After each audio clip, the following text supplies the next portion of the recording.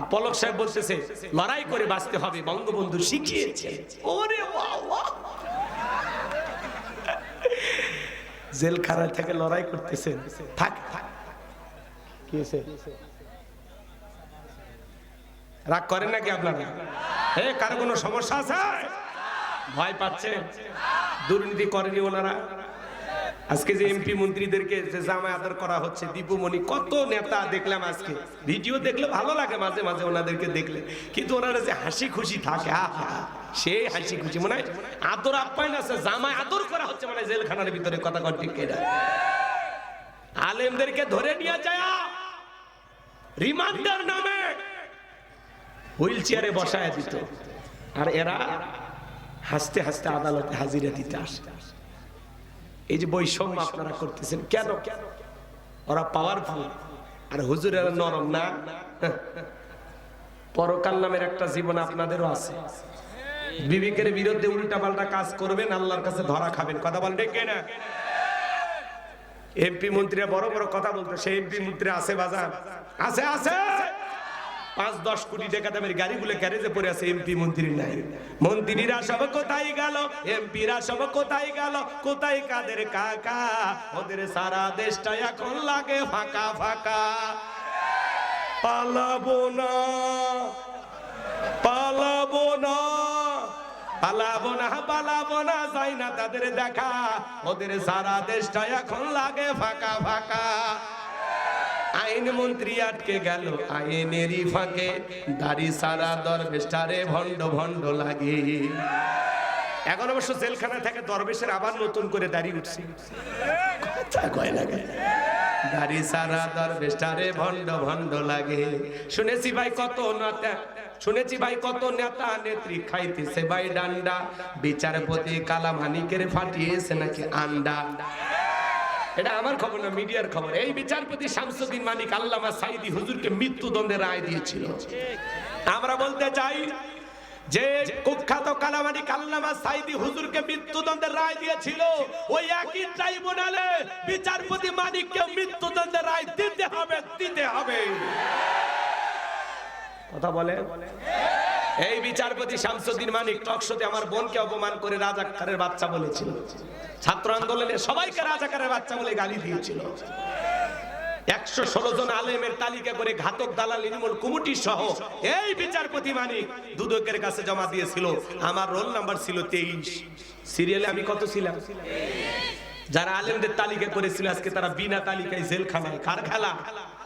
পলকের ঝলক গেল, পলকের ঝলক গেল, থামিয়ে নেটের চাকা, ওদের সারা দেশটা এখন লাগে ফাঁকা ফাঁকা। কোথায় গেল সংসদেতে মমতাজের গান, কোথায় গেল হযরত বলা স্বামী ওসমান? 70 রাকাত থেকে 80 রাকাত তাহাজ্জুদ পড়তো, বিরাট বড় আল্লাহর ওলি দাবি করত। 41 সাল পর্যন্ত টিকে থাকার স্বপ্ন দেখেছিল, কিন্তু 24 সালের 5 আগস্টে ভাগ্যে কি আছে আল্লাহর ওলিরা জানতো না। মাইক পালে স্বামী ওসমান বলতে খেলা হবে। আজকে পুরো বাংলাদেশের মাঠ পড়ে আছে, কিন্তু ওরা খেলোয়াড়রা নাই। কোথায় গেলেন দুলা ভাই? আসে, খেলা হবে। কথাগণ ঠিক কিনা? আমার ভাইয়েরা মন খারাপ করবেন না, কষ্ট মনের মধ্যে নেবেন না। যারা দেশটাকে লুটে পেটে খেয়েছে, দুর্নীতি করেছে বাদান, ওদের বিচার বাংলার জমিনে হওয়ার দরকার আছে না নাই? আউযু বিল্লাহি মিনাশ শাইতানির রাজীম। বিসমিল্লাহির রাহমানির রহিম। বিতাড়িত মুর্দার শয়তানের কাছ থেকে আল্লাহ পাকের কাছে আশ্রয় প্রার্থনা চাচ্ছি। পরম করুণাময় দয়ালু আল্লাহ তাআলার নামে শুরু করছি। ইন্না আ'তাইনাকাল কাউসার ফাসাল্লি লিরাব্বিকা ওয়ানহার ইন্না শানিয়াকা হুয়াল আবতার। আল্লাহু আকবার। অনেকে ভাবতেছেন হুজুর সূরা কাউসার থেকে ওয়াজ করবে, এটা যদি জানতাম এত কষ্ট করে মোটরসাইকেলে তেল পুরে অটো ভাড়া দিয়ে আপনার মাহফিলে আসতাম না। আচ্ছা বলেন তো বাজান, পরিচিত পথে পথ চলতে সহজ হয় না কঠিন হয়? পরিচিত মানুষের সাথে কথা বলে ভালো লাগে না খারাপ লাগে? পরিচিত পথে পথ চলতে যেমন সহজ হয়, পরিচিত মানুষের সাথে কথা বলে যেমন ভালো লাগে, বক্তা যদি পরিচিত আয়াত বা সূরা থেকে আলোচনা করে সেইটা শুনে আরো বেশি ভালো লাগে। কারণ যেই জিনিস যত বেশি জানবেন তাতে চর্চা কমে না বাড়ে। কথা আছে না, এক একটা ফুলের এক একটা সুঘ্রাণ। হয়তোবা সূরা কাউসারের তাফসীর আপনারা যেভাবে জানেন আমি হয়তোবা সেভাবে জানি না। আজকে আমি যেভাবে বলবো হয়তোবা আপনারা সেভাবে শোনেন না। একটু ধৈর্য নিয়ে বসেন, ভালো লাগবে ইনশাআল্লাহ।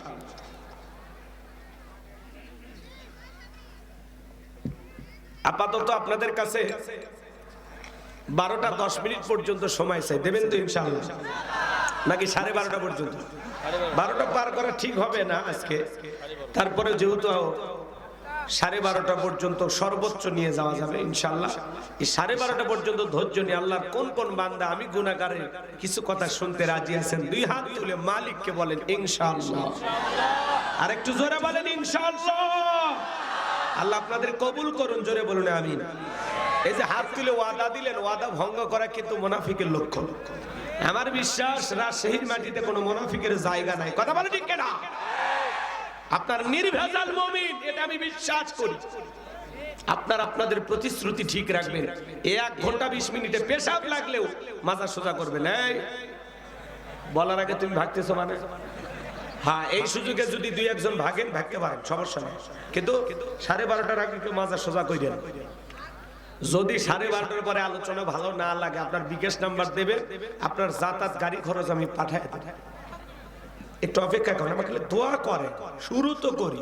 আল্লাহর দয়ায় আপনাদের দোয়া নিয়ে শুরু করছি। আমার কোনো জ্ঞান নাই, জ্ঞান দেওয়ার মালিক কে?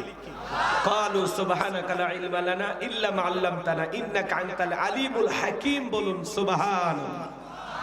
এখানে অনেক জ্ঞানী মানুষ আছে যাদের ছাত্র হতে পারলে আমি গুনাহগারের কিসমত খুলে যেত। সে সমস্ত ওস্তাদদের প্রতি সম্মান, শ্রদ্ধা, ভালোবাসা রেখে তাদের দোয়া নিয়ে আজকে আমি আলোচনা শুরু করছি। সম্মানিত ভাইয়েরা আমার, যে কোনো আয়াত বা সূরার তাফসীর করতে হলে কোন প্রেক্ষাপটে কোন সময় আল্লাহ তাআলা সেই সূরাটি বা আয়াতটি নাজিল করেছেন, সেই নাজিলের প্রেক্ষাপট জানার দরকার আছে না? আরবিতে বলা হয় শানে নজুল। যদি শানে নজুল আলোচনা করা হয় তাহলে তাফসীর বুঝতে সহজ হয়। তাহলে সূরা কাউসার আল্লাহ তাআলা বিশ্ব নবীজির উপরে কোন প্রেক্ষাপটে কোন সময় নাজিল করেছেন, একটু নাজিলের প্রেক্ষাপট জানার দরকার আছে না? আমি কি একটু তুলে ধরবো? রাগ করবেন না তো আপনারা ইনশাআল্লাহ? সম্মানিত ভাইয়েরা আমার, বিশ্বনবীর প্রিয় সাহাবী হযরতে আনাস রাদিয়াল্লাহু তাআলা বলেন, নবীজি কাবার হাতিমে হেলান দিয়া বসা, নবীজির মনটা ভীষণ খারাপ, মুখটা মলিন, চোখের কোনা দিয়া অশ্রু ঝরতেছে। হযরতে আনাস থেকে বলেন, কিছুটা সময় অতিবাহিত হয়ে যাওয়ার পরে আমি তাকায় দেখি আমার নবীজি মুস্কি মুস্কি হাসতেছেন। বলুন সুবহানাল্লাহ। হযরতে আনাস ডেকে বলেন, নবী গো, এই মাত্র দেখলাম আপনি চোখের পানি ছেড়ে কান্না করতেছেন, আবার কেনই বা মুস্কি মুস্কি হাসেন? আমার নবী কেন কাঁদেন, কেন হাসেন, এর পিছনেও রহস্য আছে না নাই? নবীজির কান্না করার কারণ হলো নবীজির কলিজার টুকরা ছেলে সন্তানগুলো জন্ম নেয় আর একে একে ছেলে সন্তানগুলো মারা যায়। আবুল কাসেম মারা যায়, আবু তাহের মারা যায়, ইব্রাহিম মারা যায়। বাবা হিসাবে নবীর মনেও কষ্ট লাগে কিনা? একে তো সন্তান হারানোর ব্যথা, অন্যদিকে নবীজির কাছের চাচা নাম হলো আবুল হাব, ডেকে বলে, ভাতিজা তোমার বংশী বাতি জ্বালানোর কেউ থাকলো না, তুমি একটা লেজ কাটা, তুমি একটা নির্বংশ, জোরে কন্যা উযুবিল্লাহ। আপনারাই বলুন বাজান, আল্লাহ না করুক আপনার আমার সন্তান যদি মারা যায়, কাছের আত্মীয় স্বজনদের উচিত বিপদের দিনে সান্ত্বনার বাণী শোনানো। বাবা তুমি সবর করো, ধৈর্য ধারণ করো, জীবন মৃত্যুর মালিক আল্লাহ। আল্লাহ সন্তান দিয়েছে, আল্লাহ নিয়েছে, মন খারাপ করো না। আল্লাহ যদি চাই বছর না ঘুরতে আবারও তোমাদের ঘর আলোকিত করে সন্তান দিতে পারেন, তিনি কে? কাছের মানুষদের উচিত বিপদের দিনে সান্ত্বনা দেওয়া, কিন্তু নবীর চাচা আবুল হাব এতটাই খারাপ, আবু জেহেলের চাইতে আবুল হাব বেশি খারাপ। মাঝে মাঝে একটু আওয়াজ দিয়ে সহযোগিতা করবেন, আমি করবো আওয়াজ, আপনারা দেবেন আওয়াজ, জবাব দিবেন ঠিক ঠিক, আলোচনা হবে কমপ্লিট, শ্রোতাদের স্পিরিটে বারে, বক্তার হিট, আলোচনা হবে জায়গা মতো ফিট। আগে বলতাম কিছু আজ প্যান্ডেলে, কিছু আজ অ্যাঙ্গেলে, এখন আর অ্যাঙ্গেলে না, যা বলো সব ডাইরেক্ট। অ্যাঙ্গেলে বলার দিন শেষ, ডাইরেক্ট বলার বাংলাদেশ। কথা বলে ঠিক না? এজন্য আওয়াজ দেওয়া লাগবে। যুবক যারা আছো নিরাশ হয় না, তোমরা যুবক, আমিও যুবক, তোমাদের মনের দুঃখটাকে আমি বুঝি। তোমাদের জন্য স্পেশাল কিছু আলোচনা আছে শেষের দিকে, এখন না, অপেক্ষা করো। মা বোনের যারা আসছেন মা নিরাশ হবেন না, আপনাদের জন্য হালকা কিছু আলোচনা আছে। যারা ভালো মা বোন তাদের জন্য ওয়াজ নাই, কিন্তু বেকার 2-4 জন যারা আছে সোজা করতে যা বলা দরকার বলা হবে। একটু অপেক্ষা করেন, শুরু করি। কষ্ট হচ্ছে নাকি আপনাদের? একটু আওয়াজ দিয়ে সহযোগিতা করবেন আমার ভাইয়েরা। গভীর মনোযোগ দিয়ে শুনে যান, নবীজির ছেলে সন্তানগুলো কেন মারা যায়, কি সেই 3টি কারণ যদি আমি বলতে চাই 3 নাম্বার আয়াতের আলোচনা করা লাগবে। আমি কি 1 নাম্বার আয়াত বাদ দিয়ে 3 নাম্বারে যাব, নাকি আস্তে আস্তে শুরু করা যাক? ধৈর্য আছে তো ভাই? আচ্ছা, এতগুলো মানুষ কথা বলেন, আমার কান পর্যন্ত কেন আসে না? একটু একটু রাজশাহীর মানুষ রাগ করবেন। এই যে এত আম খান, ভিটামিন গুলো যায় কোথায়? নাকি সব বিক্রি করে দেয়, সব বেচে দেয়? মানে ভেজাল যা আছে আমাদেরকে খাওয়া, আর ভালোগুলো আপনারা খান নাকি? রাজশাহীর মানুষ মাশাআল্লাহ মাশাআল্লাহ, অনেক সুন্দর মানুষ আপনারা। এদিক খেয়াল করে শোনেন আমার ভাইয়েরা, আমি যে কথা বলতে চাচ্ছিলাম বাজান, একে তো সন্তান হারানোর ব্যথা, অন্যদিকে কাফিরদের সমালোচনা, আবার সাহাবা ইকরাম যারা ইসলাম ধর্ম গ্রহণ করে কাফির বেঈমানরা তাদের উপর নির্যাতন জুলুমের স্টিম রোলার চালায়। হযরতে বেলাল তখনও কালেমা পড়ে মুসলমান হন নাই। নবীজি রাতের বেলায় দারুল আরকামে বসা, হযরতে বেলাল বিশ্ব নবীর দরবারে উপস্থিত হয়ে গেলেন। নবীজির চেহারার দিকে তাকাইয়া ডেকে বলেন, নবী গো, আপনার চাইতে সুন্দর মানুষ আমি জীবনে কোনোদিন দেখি না। একটু জোরে বলুন না সুবহানাল্লাহ। আপনার আমার নবী কতটা সুন্দর ছিলেন জানেন? হযরতে জাবের রাদিয়াল্লাহু তাআলা বলেন, পূর্ণিমার রাত আমি রাসূলের বাড়িতে গিয়েছিলাম, সেদিন দেখেছিলাম চাঁদ উদয় হয়েছে 2টা, একটা চাঁদ আসমানে আর একটা চাঁদ জমিনে। হযরতে জাবের ডেকে বলেন, একবার আমি আকাশের পূর্ণিমার চাঁদের দিকে তাকাই, আর একবার বিশ্ব নবীর চেহারার দিকে তাকাই, আমার কাছে মনে হয় ওই আকাশের পূর্ণিমার চাঁদের চাইতেও আমার নবীকে আমার কাছে বেশি সুন্দর মনে হয়। আম্মা জান আয়েশা ডেকে বলেন, মিশরের নারীরা ইউসুফ নবীর চেহারার দিকে তাকাইয়া আপেল কাটতে গিয়ে আঙ্গুল কেটে ফেলে দিয়েছিল, ওরা ফল কাটতে গিয়ে আঙ্গুল কেটে ফেলে দিয়েছিল। ওরা যদি আমার বিশ্ব নবীর চেহারার দিকে তাকাইতো, শুধুমাত্র আঙ্গুল নয়, আঙ্গুল কাটতে কাটতে হাত কাটতে কাটতে কখন যে নিজের কলিজা কেটে দুভাগ করে দিত মুহূর্তের জন্য টের পাইতো না। আপনার আমার নবী এতটাই সুন্দর। আম্মা জান আয়েশা আরো বলেন, ও দুনিয়ার মানুষ, তোমাদের একটা সূর্য আছে, আমি আয়েশার একটা সূর্য আছে।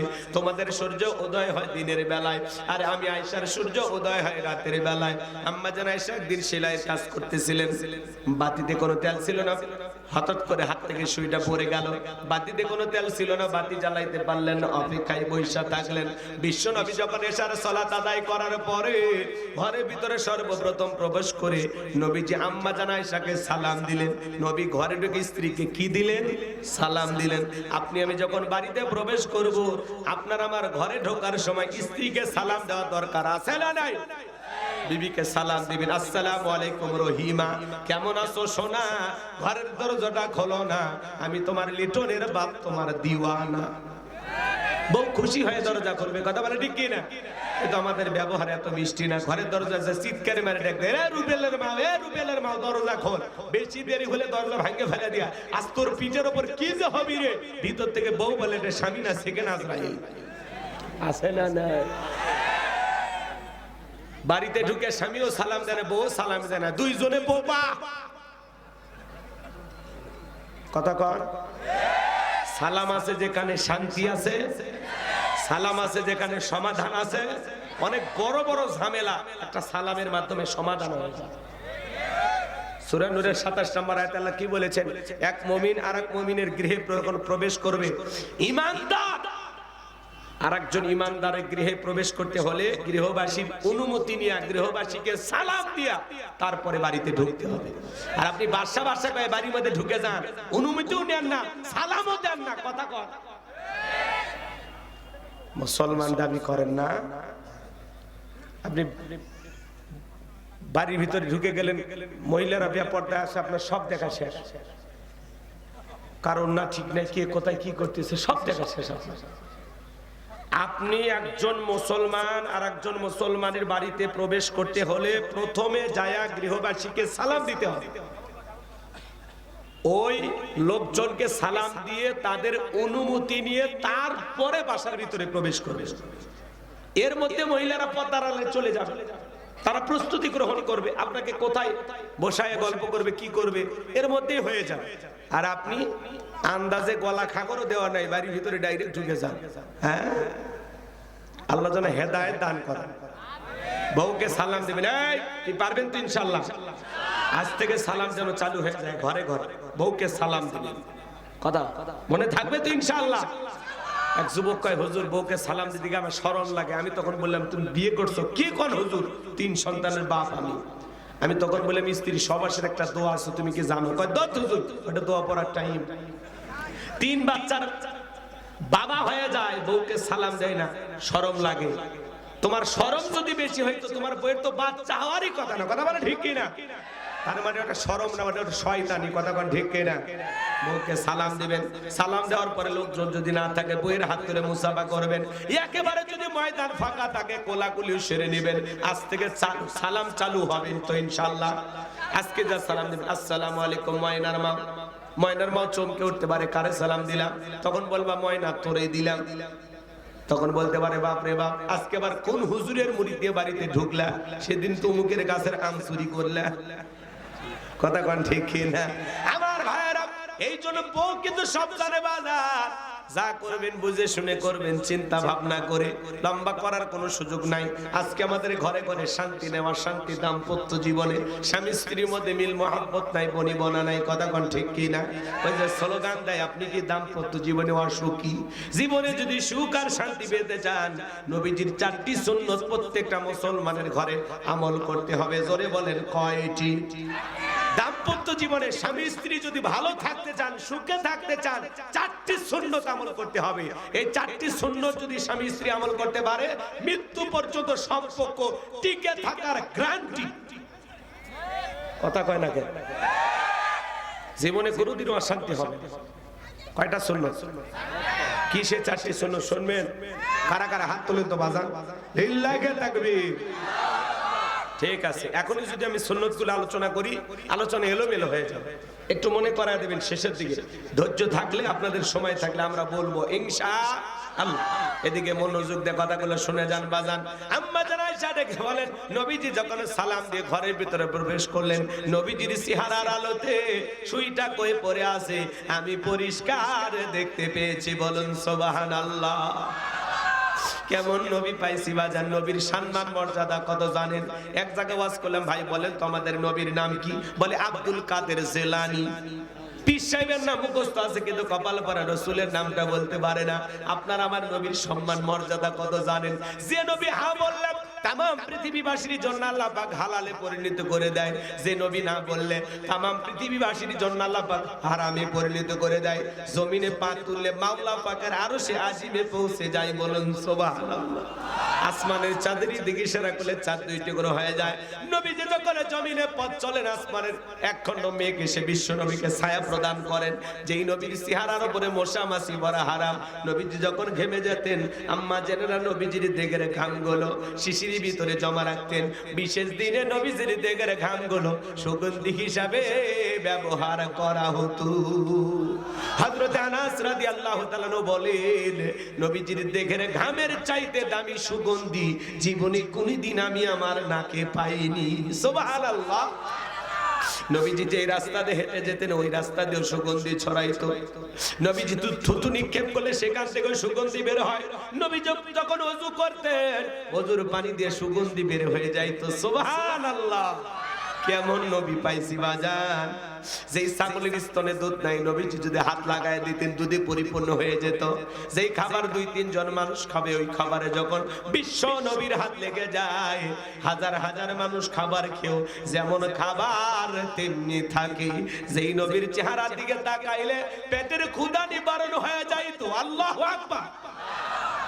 সেই নবীর কাছে হযরত বেলাল ডেকে বলেন, নবী গো, আপনার চাইতে সুন্দর মানুষ আমি জীবনে কোনোদিন দেখি নাই। ও নবী, আপনি কালেমার দাওয়াত দেন, ইসলামের প্রচার করেন, দয়া করে আমারে কালেমা পড়ে মুসলমান বানায়া দেন।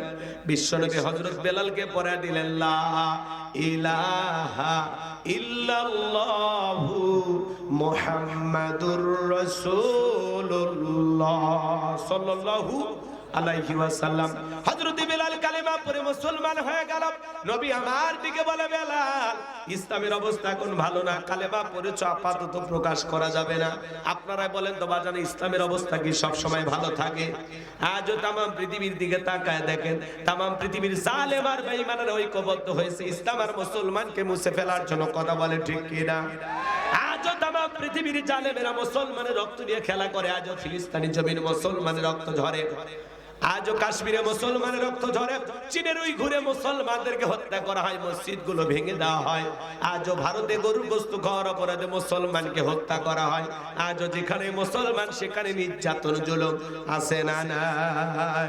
কিন্তু মনে রাখবেন বাজান, নমরুদ ফিরাউনের যেমন জায়গা হয় নাই, যেই জালেমেরা মুসলমানের রক্ত নিয়ে খেলা করতেছে, ওই জালেমদের জায়গা পৃথিবীর জমিনে হবে না, হবে না। তাম পৃথিবীর জালেমেরা, সাদা চামড়ার দলেরা ঐক্যবদ্ধ হয়েছে ইসলাম আর মুসলমানকে মুছে ফেলবে। কিন্তু ওরা তো জানে না ইসলামের সুইচ কার হাতে। একটু আর আস্তে কর, কার হাতে? আমার আল্লাহ ডেকে বলেন, ইউরিদুনা লিতুফিউ নূরাল্লাহি বিআফওয়াহিহিম ওয়াল্লাহু মুতিম্মু নূরিহি ওয়ালাউ কারিহাল কাফিরুন।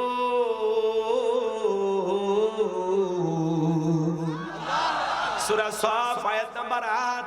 আমার আল্লাহ রাব্বুল আলামিন জানিয়ে দিলেন, কাফেররা চায় মুখের ফুৎকারে দিনের আলোকে, ইসলামের আলোকে, কোরআনের আলোকে নেভায়া দিতে। আমার আল্লাহ ডেকে বলেন, আল্লাহু মুতিম্মু নূরিহি, এই জমিনে দিনের আলোকে, কোরআনের আলোকে, ইসলামের আলোকে আমি আল্লাহ রাব্বুল আলামিন প্রতিষ্ঠিত করেই ছাড়ব। যদিও কাফের বেঈমানদের অন্তরে যত ধরনের জ্বালা যন্ত্রণা হোক না কেন, বলুন আল্লাহু আকবার। এই জমিনে কোরআনের বিজয় হবে, ইসলামের বিজয় হবে ইনশাআল্লাহ। এটা কার কিতাব?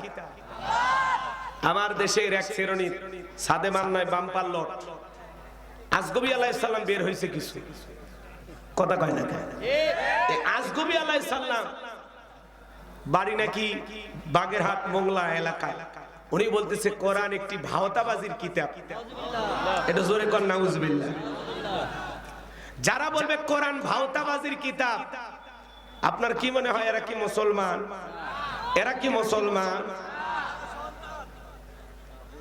আল্লাহর কোরআনকে নিয়ে যারা বাজে মন্তব্য করবে, সেটা কোন দল করে, কোন রাজনীতি করে, এটা দেখার বিষয় নয়। কোরআনকে যারা অপমাননা করে কথা বলবে, নিঃসন্দেহে তারা মুসলমানের দুশমন। কথা বলেন ঠিক কিনা? এরা কখনো ইসলাম প্রিয় হতে পারে না। কোরআন ভাওতাবাজির কিতাব। মাইক ধরে বক্তব্য দিতে জানো না, নেতা হয়েছে, ইসলামকে তুচ্ছ তাচ্ছিল্য করে কথা বলো, আল্লাহর কোরআনকে নিয়ে বাজে মন্তব্য করো, তোমাদের ধৃষ্টতা দেখে আমরা অবাক হয়ে যাচ্ছি। মনে রাখবা, মুখে লাগাম দিয়ে কথা বলো। একবার যদি মুসলমানেরা জেগে ওঠে, হাজারো এইরকম মানুষকে পৃথিবীর জমিন থেকে নিশ্চিহ্ন করতে মুসলমানের সময় লাগবে না। কি আজে বাজে কথা বলেন? এখনো তওবা করে ফিরে আসেন। বাজে বাজে কথা বলে, নেতার মতো বক্তব্য দেবে। এই বেটা, কোরআন কি করছে? কোরআন ভাওতাবাজির কিতাব না। দীর্ঘ 23টি বছরে পৃথিবীর শ্রেষ্ঠ মহামানব মুহাম্মদ রাসূলুল্লাহ সাল্লাল্লাহু আলাইহি সাল্লামের উপরে লাহু মাহফুজ থেকে জিবরাইলের মাধ্যমে যে কোরআন আল্লাহ তাআলা নাযিল করেছেন, আল্লাহ বলেন, ইন্না নাহনু নাযালনা যিকরা ওয়া ইন্না লাহু লাহাফিজুন। এই কিতাব নাযিল করেছি আমি, এর সম্পূর্ণ সংরক্ষণ এবং হেফাজতের দায়িত্ব আমি আল্লাহর হাতে। বলুন আল্লাহু আকবার।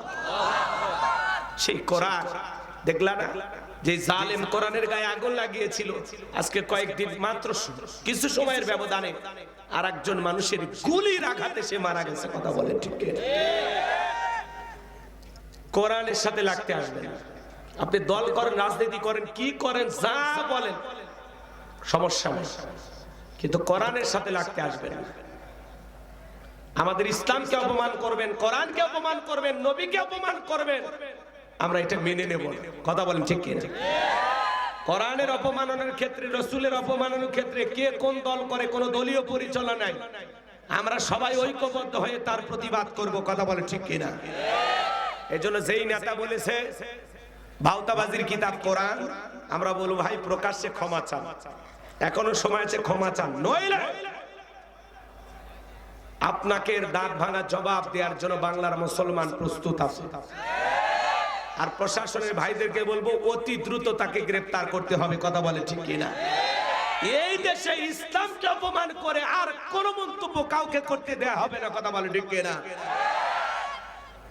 খুব বেড়ে গেছে, কিচ্ছু বলতে গেলেই সব টুপিওয়ালার দোষ, করার দোষ, ইসলামের দোষ। নেতার মতো বক্তব্য দিবে, জনগণের দুঃখ দুর্দশার কথা তুলে ধরে, আগামীতে আপনারা ক্ষমতা আসলে কি করবেন সেই কথাগুলো বলে, প্রতিশ্রুতি দেন মানুষকে, কি কাজ করতে চান সেগুলো নিয়ে বক্তব্য দেন। আপনি কেন বলেন কোরআন ভাওতাবাজির কিতাব? এটা কোন মুসলমান বলতে পারে না। রাগ করেন নাকি আপনারা? এগুলো প্রতিবাদ না করলে সমস্যা আছে। কথা কন, রাগ করেন নাকি আপনারা? আমার ভাইয়েরা গভীর মনোযোগ দিয়ে কথাগুলো শুনে যান, হৃদয়ের কান পেতে গুনাহগারের কথাগুলো শুনে যান। বাজান, আমি গুনাহগারে যে কথা বলতে চাই, মনোযোগ দিয়ে কথাগুলো শ্রবণ করার চেষ্টা করবেন। কাফেরা চায়, তামাম পৃথিবীর জালেমেরা চায় ইসলাম আর মুসলমানকে মুছে ফেলতে, কিন্তু ওরা তো জানে না ইসলামের সুইচ আছে কার হাতে, মুসলমানের সাথে আছেন কি? আমার ভাইয়েরা, নবী আমার থেকে বলে বেলাল, ইসলামের অবস্থা এখন ভালো না, কালেমা পড়েছ, আপাতত প্রকাশ করা যাবে না। হযরতে বেলাল ডেকে বলে নবী, আমার জীবনের কোনো দাম নাই। আমার মনিব মায়াকে বলেছিলাম উট দুম্বা ছাগল পেশাব পায়খানা করে দেয়, এই ঘরে থাকতে আমার বড় কষ্ট হয়। ও মায়া ডেকে বলে উট দুম্বা ছাগলের দাম আমার কাছে আছে, কিন্তু তোর মতো কালো হাফসি বেলালের দাম আমার কাছে নাই। নবী গো, আমার জীবনের কোনো দাম নাই, আপনি শুধু আমাকে দোয়া করে দেন, মৃত্যু পর্যন্ত যেন আমি কালেমার পথে টিকে থাকতে পারি। এই কথা বলে আমার ভাইয়েরা হযরতে বেলাল চলে গেলেন। পরের দিন সকালবেলা সূর্য উদয় হয়েছে, অনেকটা বেলা হয়ে গেছে, বেলাল দরজা খোলে না।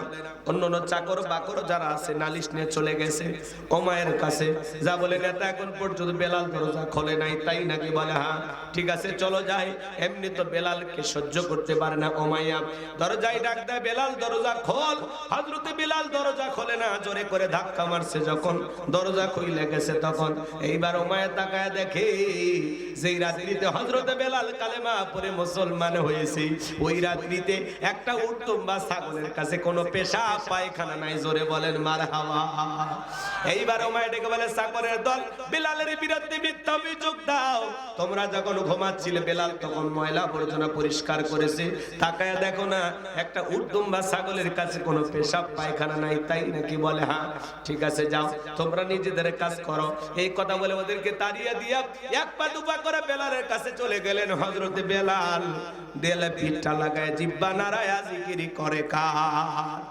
হযরত বেলালকে হালকা করে ধাক্কা মারছে, যখন জবান দিয়ে কালেমার আওয়াজ বের হয়েছে, তখন কালেমা শোনার সঙ্গে সঙ্গে ওমায় ডেকে বলে, বেলাল তোর জবান দিয়ে কি শুনলাম, তুমি কি মুসলমান হয়েছো?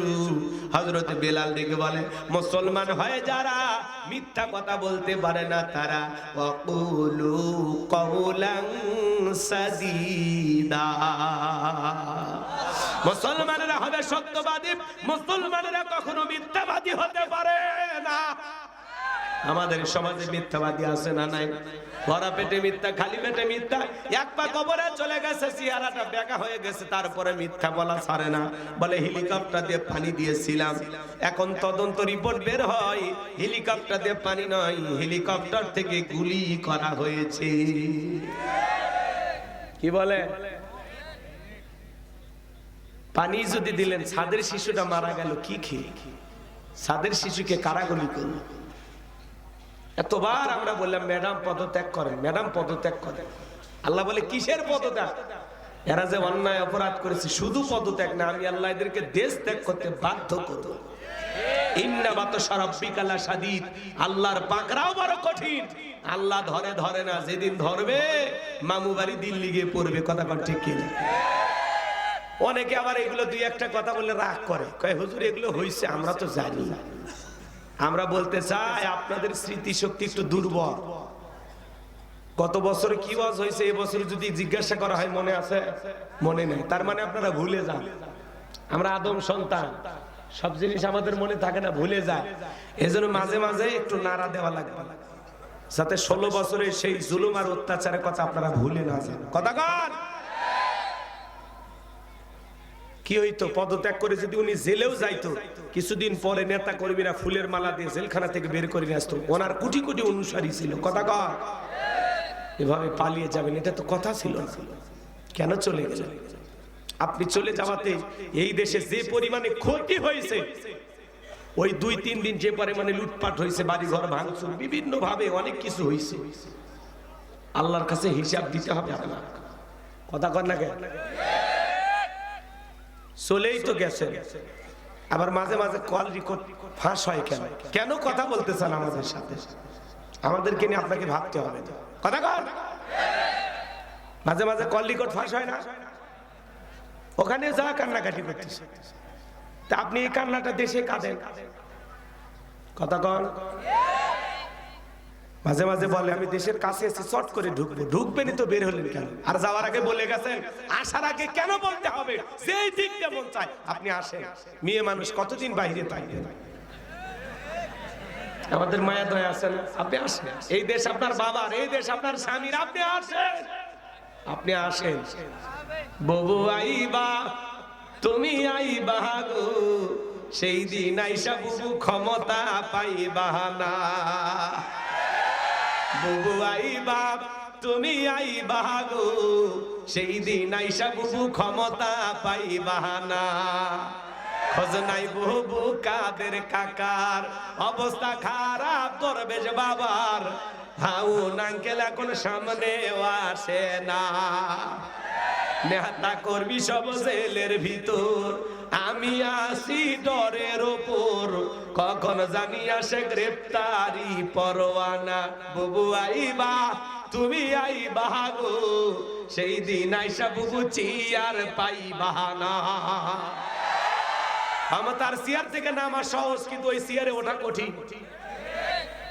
আর আমরা এদিক আগামীতে সিদ্ধান্ত নেব, আর যাই হোক কোন নারীকে এই দেশের প্রধানমন্ত্রী বানাবো না। যেই দলেরই হোক পুরুষ প্রধানমন্ত্রী চাই, হাত তুলে দেখা। কারা কারা পুরুষ নেতা চান? লিল্লাহি তাকবীর। আগামীতে যেই দলেরই হোক পুরুষ চাই, পুরুষ। নারীদের রাগ বেশি, নারীদের দেখার দিন শেষ। আগামীতে পুরুষের বাংলাদেশ, পুরুষ হবে আমাদের নেতা। দেখেন না মেয়ে মানুষের রাগ বেশি, জেদ বেশি। স্বামীর সাথে ঝগড়া লেগে বাড়িতে হাড়ি পাতিল ভেঙে ফেলে দিয়ে রাগ করে বাবার বাড়ি চলে যায়। রাগ করে কিভাবে একটা দেশ থেকে পালিয়ে গেল, 18 কোটি মানুষের কথা ভাবলো না। তাহলে জেদ কত প্রকার দেখেন। সর্বনাশ হয়ে গেছে। কি হয়েছে? বলে আমার বাড়ি কি দাদার বেলাল কালেমা পড়ে মুসলমান হয়েছে, তাই নাকি? বলে হ্যাঁ, ঠিক আছে যাও, আমি আসতেছি। আবু জেলের একটা বিশেষ বাহিনী ছিল, সাঙ্গ পাঙ্গ ক্যাডার মাস্তান ছিল, যাদের কাজই হলো মুসলমানদের উপর নির্যাতন জুলুম চালানো। আজও জালেমদের বিশেষ একটা বাহিনী আছে, যাদের কাজই হলো টুপিওয়ালা দাড়িওয়ালা ইমানদার আলেম ওলামাদের উপর নির্যাতন জুলুম চালানো। কথা বলেন ঠিক কিনা? আবু জেহেল এত বড় বদমাইশ ছিল জানেন? হযরত আম্মার রাদিয়াল্লাহু তাআলা রাস্তা দিয়ে হেঁটে যান তার মা সুমাইয়ার সাথে। আবু জেহেল বদমাইশের সাথে দেখা। আবু জেহেল দেখে বলে, আম্মার শুনলাম তুমি আর তোমার মা নাকি কালেমা পড়ে মুসলমান হয়েছো। হযরত আম্মার ডেকে বলে, আবু জেহেল যা শুনেছো সত্য, আমরা মুসলমান হয়েছি। আবু জেহেল ডেকে বলে, আম্মার তুমি কি জানো এর পরিণতি কত ভয়ঙ্কর হতে পারে? হযরত আম্মার ডেকে বলে, আবু জেহেল রে, ভয় দেখায় লাভ নাই, ঈমানের জন্য আমরা জীবন দিতে প্রস্তুত। আল্লাহু আকবার। এইবার আবু জেহেল কি করলো জানেন? তার মা সুমাইয়া এবং হযরত আম্মারকে দুইটা খুঁটির সাথে বাঁধলেন। আর আবু জেহেল ডেকে বলে, আম্মার এখন যদি একটা খেলা দেখায় কেমন হবে বল? হযরত আম্মার ডেকে বলে, আবু জেহেল কি খেলা দেখাইবা? বলে, তোর চোখের সামনে যদি তোর মাকে আমি উলঙ্গ করি বল তো কেমন হবে? এখনো সময় আছে, নবী মুহাম্মাদের কালেমা ছেড়ে দাও। হযরত সুমাইয়া দেখে বলে আম্মা বেঈমানদের কথা ঈমান ছাড়বি না। আবু জেহেল দৌড়ে চলে গেল সুমাইয়ার কাছে, আঘাত করতে করতে এক টান দিয়ে সুমাইয়ার দেহ থেকে কাপড় খুলে ফেলে দিল। ছেলেদেরকে ডেকে বলে আম্মারের মাথাটা উঁচু করে ধরো, সে একবার তার মার দিকে তাকাক। আম্মারের মাথা যখন উঁচু করে তুলে ধরা হলো, হযরত আম্মার মনে মনে ডাক দেয় আল্লাহ, এই দৃশ্য দেখার আগে জমিনটা যদি ফাঁক হয়ে যেত তবুও ভালো ছিল। হযরত সুমাইয়া জমিনের উপর পড়ে আছেন, ওই অবস্থায় সন্তানকে ডেকে বলে আম্মা বেঈমানদের কথা ঈমান ছাড়বি না।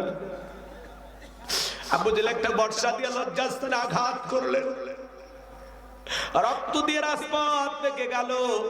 হযরতে সুমাইয়া শাহাদাতের পেয়ালা পান করবেন, ওই অবস্থায় ওই পজিশন থেকে ছেলেকে ডেকে বলে আম্মার আমি হয়তো এখন শাহাদাতের পেয়ালা পান করতে যাচ্ছি, আমি আমার নাকে জান্নাতের সুঘ্রাণ পাইতেছি, আমি বিদায় নেওয়ার আগে বলে যাই আম্মা বেঈমানদের কথায় খবরদার কখনো ঈমান ছাড়বি না। আল্লাহ, সাহাবায়ে কিরামদের উপর কত নির্যাতন জুলুম ছিল। ইসলামের প্রথম শহীদ নারী হযরতে সুমাইয়া রাদিয়াল্লাহু তাআলা আনহা জীবন দিয়ে গেলেন। আহারে, তারা ঈমানের পরীক্ষা কিভাবে দিয়েছিলেন। আর এখন তো আমরা অবস্থার ব্যাগতি দেখলে বলে অবস্থা খারাপ, দাড়িওয়ালা দেখলে ধরতেছে কয় দাড়ি কাটি, টুপিওয়ালা দেখলে ধরতেছে কয় টুপি খুলে বেড়াই। আছে না? সুবিধাবাদ জিন্দাবাদ। বৃষ্টি যেই দিকে ছাতা ধরে সেই দিকে। সময়ের পরিবর্তনের কারণে নিজেকে পরিবর্তন করে, আছে না? না। আবু জেহেল তার সাঙ্গ পাঙ্গ কাটার মাস্তান নিয়ে চলে আসলো ওমায়ের বাড়িতে। আয়েশা বলে বেলাল এদিকে আয়, এসব কি শুনছি তুমি নাকি মুসলমান হয়েছো? হযরতে বেলাল ডেকে বলে হ্যাঁ, গতকাল রাত্রিতে নবীজির হাতে হাত রেখে আমি কালেমা পড়ে মুসলমান হয়েছি। আবু জেহেল ডেকে বলে বেলাল উর্দুম্বা ছাগলের মালিক বানায় দেব, থাকার জন্য ভালো ঘরের ব্যবস্থা করে দেব, ব্যবসা বাণিজ্য যদি করতে চাও দিরহাম টাকা পয়সা যা লাগে দেব। ও বেলাল তুমি চাইতে দেরি, তোমার চাহিদা পূরণ করতে আমরা দেরি করব না। হযরতে বেলাল ডেকে বলে আবু জেহেল রে, দুনিয়ার সব সম্পদ যদি আমি বেলালকে দিতে চাও, দুনিয়ার সব সম্পদ ছাড়তে রাজি, কিন্তু বিশ্ব নবীর কালেমা ছাড়তে রাজি নাই। বলেন আল্লাহু আকবার। বেলালের মতো যারা খাঁটি ইমানদার, এদেরকে টাকা দিয়ে কেনা যাবে না। কিন্তু মুনাফিক মার্কা মুসলমান যারা টাকার কাছে বিক্রি হয়, তারা টাকা যেই দিকে ওদের ফতুয়া সেই দিকে, টাকার জোরে ওদের ফতুয়া ঘরে। টাকা পাইলে বৈধকে অবৈধ বলে ফতুয়া দেয়, অবৈধকে বৈধ বলে চালিয়ে দেয়। আছে না নাই? এক প্যাকেট বিরিয়ানি পাইলে কই ম্যাডাম আপনি জান্নাতি না, এরকম হুজুর। সময়ের পরিবর্তন হয়ে গেলে চলেন না বাজার সামনের দিকে যায়। আবু জেহেল ডেকে বলে বেলাল সোজা আঙ্গুলে ঘিউ না, উল্টা আঙ্গুলে একটু বাঁকা করা লাগবে, যুবকদের লেলিয়ে দিলে চাবুক দিয়ে পিটাও। হযরত বেলালকে চাবুক দিয়ে পিটাইতে পিটাইতে কালো চামড়া গুলো ফেটে রক্ত ঝরতেছে। ওরা যত জোরে চাবুক মারে, বেলাল তত জোরে আল্লাহর জিকির করে। এবার আবু জেহেল ডেকে বলে বেলাল চাবুক দিয়ে পিটাইতে পিটাইতে কালো চামড়া গুলো ফেটে রক্ত ঝরতেছে রে বেলাল, তবু কি নবী মুহাম্মাদের কালেমা ছাড়বি না? হযরতে বেলাল ডেকে বলে আবু জেহেল রে, মারতে মারতে যদি মেরেও ফেলে দাও, জীবনটা দিতে রাজি, নবীজির কালেমা ছাড়তে রাজি না। এইবার আবু জেহেল ডেকে বলে বেলালের পায়ে রশি দিয়ে বাঁধো। হযরতে বেলালের পায়ে রশি দিয়ে বাঁধা গুলো উটের পায়ের সঙ্গে লাগাইয়া আরবের উত্তপ্ত গরম বালিতে ছেঁচড়াইয়া ছেঁচড়ে ঘোড়াগুলো বাজা। আরবের বালিগুলো এত গরম, চাল দিলে মুড়ি হয়ে যায়। বাবলা গাছের কাঁটাগুলো জিহ্বার ভিতরে পেরেকের মতো মারা গেল। বিকেল বেলা নিয়ে এসে বলে বেলাল চাবুক দিয়ে পিটাইলাম, পায়ে রশি লাগাইয়া নিয়ে ঘুরলাম রে বেলাল, তারপরে কি নবী মুহাম্মাদের কালেমা ছাড়বি না? হযরতে বেলাল ডেকে বলে আবু জেহেল রে, মারতে মারতে যদি মেরেও ফেলে দাও, বেলাল নিঃশ্বাস থাকবে যতদিন, বেলাল কালেমার পথে টিকে থাকবে ততদিন।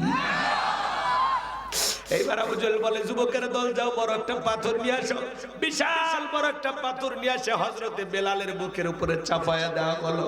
আবু জেহেল মনে করলো পাথরের চাপার আঘাতে বেলাল মারা যাবে, এই কথা ভেবে চলে গেল। হাত বাঁধা পা বাঁধা, বুকের উপরে বিশাল বড় পাথর, রক্তাক্ত জিহ্বা। তারপরে হযরতে বেলাল চোখের পানি ছেড়ে দিয়ে কাঁদেন আর ওই রক্তাক্ত জিহ্বা নারায় জিকিরি করে আপনাকে আমাকে জিকির করার জন্য কেউ মারে না, পেটে না, ধমক দেয় না। ও রাজশাহীর মুসলমান বাবাজিরা, আপনাকে আমাকে জিকির করার জন্য কেউ মারে না, পেটে না, ধমক দেয় না, তবুও আমরা কপাল পর আল্লাহর জিকির করি না। হাদিস শরীফের ভিতরে আসছে বাজার, যার জিহ্বাটা আল্লাহর জিকিরে তরুতাজা থাকে, আল্লাহর জিকিরে ভিজা থাকে, ওই জিহ্বাওয়ালা মানুষ কোনোদিন জাহান্নামের আগুনে জ্বলবে না।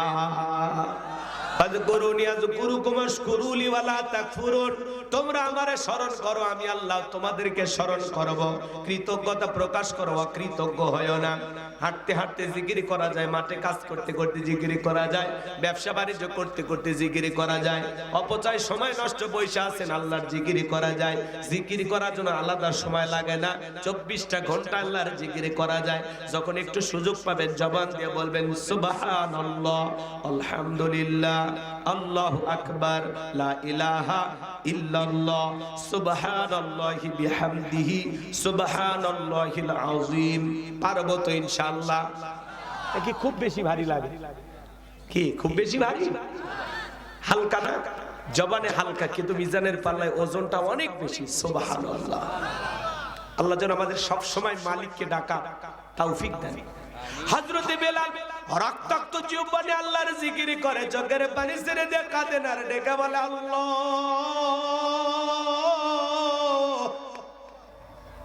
আমি বেলালের বুকের উপরে পাথর থাকার কারণে তোমার মতো মালিকের জিকির করতে বড় কষ্ট হয়। তুমি তো সে আল্লাহ, ইব্রাহিমের জন্য যদি নমরুদের আগুনকে ফুলের বাগান বানিয়ে দিতে পারো, ও আল্লাহ তুমি কি পারো না আমি বেলালের বুকের পাথরটাকে তুলার মতো নরম বানায় দিতে? আমার বুকের উপরে পাথর থাকার কারণে তোমার মতো মালিকের জিকির করতে বড় কষ্ট হয়। ও আল্লাহ তুমি কি পারো না আমি বেলালের বুকের পাথরটাকে তুলার মতো নরম বানায়া দিতে? হযরতে বেলাল দোয়া করতে দেরি, আসমানের মালিক আল্লাহ দোয়া কবুল করতে দেরি করে নাই। বেলালের বুকের পাথরটাকে আমার আল্লাহ তুলার মতো নরম বানিয়ে দিয়েছেন। বলুন সুবহানাল্লাহ। বেলালের নিঃশ্বাসের সাথে পাথর ওঠে আর নামে। সুবহানাল্লাহ, আল্লাহু আকবার। এই যখন ইসলামের অবস্থা, বেলাল নির্যাতন জুলুমের কথা বিশ্বনবীর কান পর্যন্ত যখন পৌঁছে গেল, আমার নবী ডেকে বলে আবু বকর, বেলালের কষ্টের কথা আমার আর সহ্য হয় না, যাও যাও তুমি আমার বেলাল জন্য একটা কিছু করো। হযরত আবু বকর সিদ্দিক রাদিয়াল্লাহু তাআলা আনহু ওমায়ের কাছে গিয়ে কয়েক গুণ দাম বেশি দিয়ে গোলামীর জীবন থেকে হযরত বেলালকে আজাদ করলেন, মুক্ত করলেন। বলুন আল্লাহু আকবার। এই যখন ইসলামের অবস্থা, একদিকে সন্তান হারানোর ব্যথা, কাফেরদের সমালোচনা, সাহাবায়ে কেরামদের উপর নির্যাতন জুলুম, এই জন্য নবীজির মনটা ভীষণ খারাপ, মুখটা বলেন চোখের কোণা দিয়ে অশ্রু ঝরতেছে। নবীর যখন মন খারাপ, নবীকে সান্ত্বনা দেওয়ার দায়িত্ব কার? আমার আল্লাহ ডেকে বলে জিবরাইল, আমার বন্ধুর মা নাই, বাবা নাই, আমি সারা আমার বন্ধুর আপন কেউ নাই রে জিবরাইল। আমার বন্ধুর মনটা হয়েছে ভারী, আমি আল্লাহ সইতে নাহি পাইরি। লাহু মাহফুজ থেকে সূরা কাউসার নিয়ে যায় আমার বন্ধুর উপরে নাজিল কর তাড়াতাড়ি। বলুন আল্লাহু আকবার। নবী আমার ডেকে বলে আনাস, আমার মনটা কেন খারাপ তোমরা জানো, কিন্তু আমার মুস্কি হাসি দেওয়ার কারণ হলো এই মাত্র আসমান থেকে জিবরাইল এসে আমার উপরে সূরা কাউসার নাজিল করলো। বিশ্ব নবী তখন মুস্কি মুস্কি হাসলেন আর সাহাবায়ে কেরামদের সামনে সূরা কাউসার তেলাওয়াত করে শুনিয়ে দিলেন। জবান ছেড়ে সবাই আমার সঙ্গে পড়ুন, ইন্না আ'তাইনাকাল কাউসার ফাসাল্লি লিরাব্বিকা ওয়ানহার ইন্না শানিয়াকা হুয়াল আবতার। আল্লাহু আকবার। এবার মন দিয়ে শোনেন বাজান, আমার আল্লাহ রাব্বুল আলামিন বলেন ইন্না আ'তাইনাকাল কাউসার, অবশ্যই আমি আল্লাহ পাক আপনাকে হাউজে কাউসার দান করেছি। এই পৃথিবীর অন্য কোন নবী রাসূলকে আল্লাহ তাআলা হাউজে কাউসার দান করেন নাই। আপনার আমার নবীকে আল্লাহ তাআলা হাউজে কাউসার গিফট করেছেন, হাউজে কাউসার দান করেছেন। বলুন সুবহানাল্লাহ। আমার আল্লাহ রাব্বুল আলামিন বলেন ইন্না আ'তাইনাকাল কাউসার, নিশ্চয়ই আমি আল্লাহ পাক আপনাকে হাউজে কাউসার দান করেছি। এই হাউজে কাউসারের পানি দুধের মতো সাদা, মধুর চাইতে মিষ্টি, পানির মতো ক্লিয়ার। ওই কঠিন কিয়ামতের ময়দানে যেদিন বিচার দিবস কায়েম হয়ে যাবে, বিচার দিবসের একদিন হবে 50,000 বছরের সমান। যেদিন সূর্য হাত মাথার উপরে চলে আসবে, সূর্যের তাপে জমিনটা হয়ে যাবে তামার জমিন, পাহাড় পর্বত নদী নালা খাল বিল বিল্ডিং আমার কোনো কিছু থাকবে না। রাজশাহী থাকবে না, খুলনা সিলেট থাকবে না, এ বাজান গো আমার বাংলাদেশ থাকবে না, মালয়েশিয়া থাকবে না, লন্ডন আমেরিকা থাকবে না। পৃথিবীর জমিনে যা যা দেখতেছেন বিল্ডিং ইমারত কোনো কিছু থাকবে না। কুল্লু মান আলাইহা ফান, আল্লাহ তাআলা সবকিছু ধ্বংস করে দিবেন। ওই কঠিন কিয়ামতের ময়দানে বেঈমানদের জিহ্বা ঝুলে আসবে নাভি পর্যন্ত। যেদিন মা তার সন্তানের পরিচয় দিবে না, ভাই ভাইয়ের পরিচয় দিবে না। ইয়াউমা ইয়াফিরুল মারউ মিন আখি ওয়া উম্মিহি ওয়া আবি ওয়া সাহিবাতিহি ওয়া বানিহি, যেদিন ভাই ভাইয়ের কাছ থেকে পালিয়ে যাবে, মা সন্তানের কাছ থেকে পালিয়ে যাবে, বাবা সন্তানদের কাছ থেকে পালিয়ে যাবে, স্ত্রী স্বামীর কাছ থেকে পালিয়ে যাবে, সন্তানেরা মা বাবার কাছ থেকে পালিয়ে যাবে। কেউ কারো পরিচয় দেবে না, কেউ কারো উপকারে আসবে না। ওই কঠিন কিয়ামতের ময়দানে শাস্তির মানুষকে আল্লাহ তাআলা তার আরশের নিচে ছায়া দান করবেন। এটা হলো কিয়ামতের ময়দানে আল্লাহ তৈরি করা ভিআইপি গ্যালারি। সেখানে তারা ছায়া পাবেন, সেখান থেকে তারা কিয়ামতের ফাইনাল খেলা উপভোগ করবেন। বলুন সুবহানাল্লাহ। মানুষ পানি পানি বলে চিৎকার মারবে, দলে দলে মানুষ বিশ্ব নবীর দিকে রওনা করবেন। কিছু মানুষের চোখের সামনে আল্লাহ তাআলা পর্দার আবরণ তৈরি করে দিবেন। নবী আমার তখন দেখে বলবেন, আল্লাহ সংখ্যায় আমি আমার অনেক উম্মতকে দেখতে পাইলাম, কেন জানি সংখ্যাটা কমে গেল, বুঝতে পারলাম না। আমার আল্লাহ ডেকে বলে, বন্ধু পাইকারি ধরে আপনি সবাইকে আজকে হাউজে কাউসারের পানি পান করাইতে পারবেন না। দুনিয়ার জীবনে দুইটি অপরাধ করেছিল যারা, আজকে হাউজে কাউসারের পানি পাবে না। তারা জোরে বলেন কয়টি অপরাধ? ওই দুইটি অপরাধ আপনার আমার ভিতরেও থাকতে পারে কিনা একটু জানার দরকার আছে না নাই? এদিক খেয়াল করেন, এদিক খেয়াল করেন। হযরত আবু বকর সিদ্দিক রাদিয়াল্লাহু তাআলা আনহু পিয়ালাগুলো ভরায় দিবেন, মাঝখানে দাঁড়িয়ে থাকবেন হযরত ওমর। হযরত ওমর বিশ্ব নবীর হাতে দিবেন, আর নবীজি তার আদরের উম্মতদেরকে খুঁজে খুঁজে কিয়ামতের ময়দানে হাউজে কাউসারের পানি পান করায় দিবেন। নবীজির হাতে এক পেয়ালা হাউজে কাউসারের পানি পান করতে পারলে জান্নাতে ঢোকা পর্যন্ত তাদের তৃষ্ণা মিটে যাবে। বলুন সুবহানাল্লাহ। ও রাজশাহীর মুসলমান ভাইয়েরা, কারা কারা নবীজির হাতে কিয়ামতের ময়দানে হাউজে কাউসারের পানি পান করতে চান? দুইটা হাত তুলে আল্লাহকে দেখা। আল্লাহ আমাদের সবাইকে নবীজির হাতে হাউজে কাউসারের পানি পান করার তৌফিক দান করুন। একটু জোরে বলেন আমিন, আর একটু জোরে বলেন আমিন। এই যে হাত তুলে আপনারা চাচ্ছেন না পানি? হ্যাঁ, এদিক শোনেন। অনেকে যাদের লাগবে না ওরা কিন্তু চলে যাচ্ছে, দুই চারজন, সমস্যা নেই, আমাদের কোনো টেনশন নাই। আমার এদিকে খেয়াল করেন, খুব মনোযোগ দিয়ে কথাগুলো শুনে। বিশ্ব নবীর হাতে এক পেয়ালা হাউজে কাউসারের পানি। নবী আমার পিয়ালা নিয়ে দাঁড়িয়ে আছে, আপনি আমি যাব নবীজিকে দেখব, আর নবীজির হাতে সুবহানাল্লাহ সুবহানাল্লাহ, নবীজির হাতে এক পেয়ালা হাউজে কাউসারের পানি যদি আপনি পান করতে পারেন, জান্নাতে ঢোকা পর্যন্ত আপনার তৃষ্ণা লাগবে না, তৃষ্ণা মিটে যাবে। বলুন সুবহানাল্লাহ। এখন পানি চাইলেই তো আর পাওয়া যাবে না। আমি আপনাদের এলাকা আসলাম, একটা ছেলের হাতে কিছু চকলেট দিলাম, দিয়ে বললাম ভাতিজা আমার জন্য এক বাদা পানি নিয়ে আসো, একটু উজু বানাবো। ছেলেটা চকলেট পাই মারছে, দেউ মাঝখানে আসার খাই পড়ে গেছে, হাঁটু ছিলে গেছে, রক্ত বেরিয়েছে। আমি তখন বললাম, বাবা পানি টানতে গিয়ে তোমার কষ্ট হয়েছে, মাঝপথে আসর খাইছো, ব্যথা পাইছো, হাঁটু ছিলে গেছে, রক্ত মনে হয় বেরোছে। ওই ছেলেটার চকলেট থাকার কারণে বলতেছে, আমি এরকম কত পরে যাই, আমার কিছুই হয় না। কথা বলে না কেন? ওই ছেলেটার চকলেটের আনন্দের কারণে ব্যথাকে ব্যথা মনে হচ্ছে না। কিয়ামতের ময়দানের ওই কঠিন ভয়ঙ্কর দিনে নবীজির হাতে এক পেলা হাউজে কাউসারের পানি যদি পান করতে চান, কিয়ামতের কঠিন দিন আপনার কাছে কঠিন মনে হবে না, আল্লাহ সহজ করে দেবেন। আল্লাহর আরশের নিচে ছায়া আর রাসূলের হাতে যদি হাউজে কাউসারের পানি, এই দুইটা যদি আল্লাহ তাআলা আপনার আমার তকদিরে নসিবে জোটায়া দেয়, আপনি আমি জান্নাতি, আপনার আমার কোনো টেনশনই নেই। সুবহানাল্লাহ বলবেন না? এবার শোনেন, পানি চাইলে তো পাওয়া যাবে না, একটু কাজ করা লাগবে। হাউজে কাউসারের পানি চাইলে কি পাওয়া যাবে? কি কাজ করা লাগবে একটু জানার দরকার নেই? অত সহজ। ঠান্ডা পানিতে ওযু বানায় সালাত আদায় করতে হবে। পুরাতন মুসল্লি যারা নিয়মিত সালাত আদায় করে, হঠাৎ করে কোন মুসল্লি যদি নামাজ ধরা শুরু করে, ওরে দেখে সমালোচনা করে, আর সূর্য কোন দিক উঠছে, উত্তর পাড়া বাসা দিকে মসজিদে নামাজ পড়বি না আবার 2 দিন পরে ছাইরে দিবি, এরকম বলে কিনা ভাই?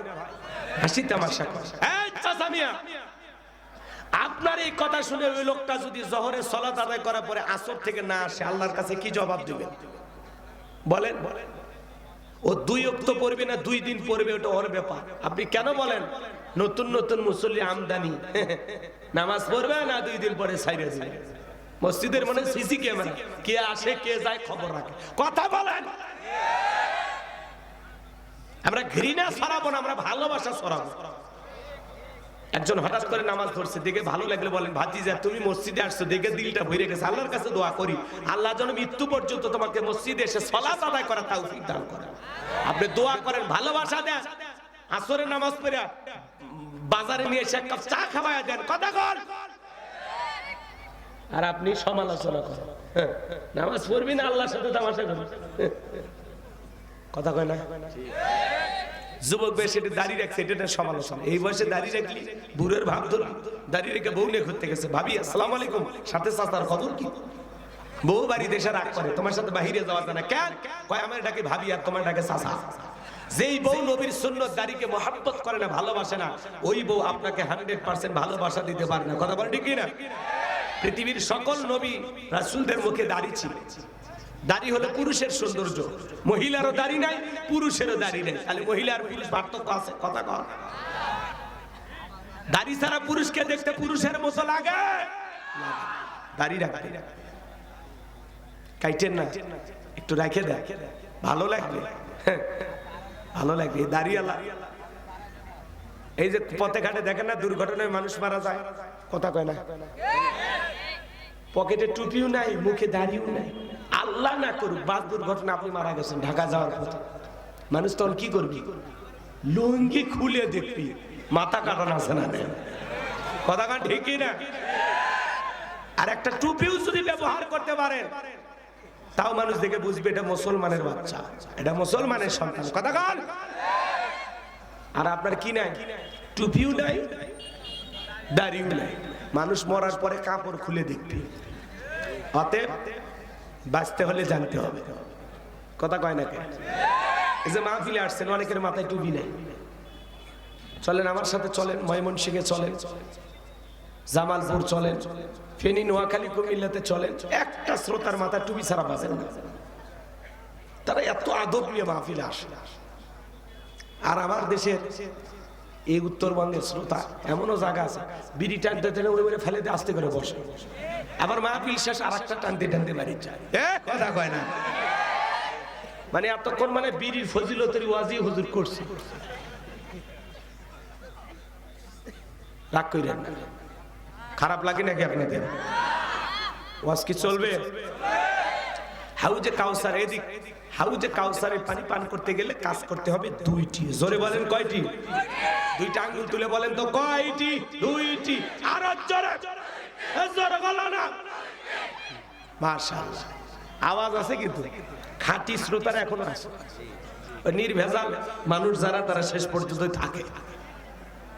এই 3টা আয়াত 30 মিনিট শেষ হয়ে যাবে ইনশাআল্লাহ। আল্লাহ কবুল করেন, জোরে বলেন আমিন।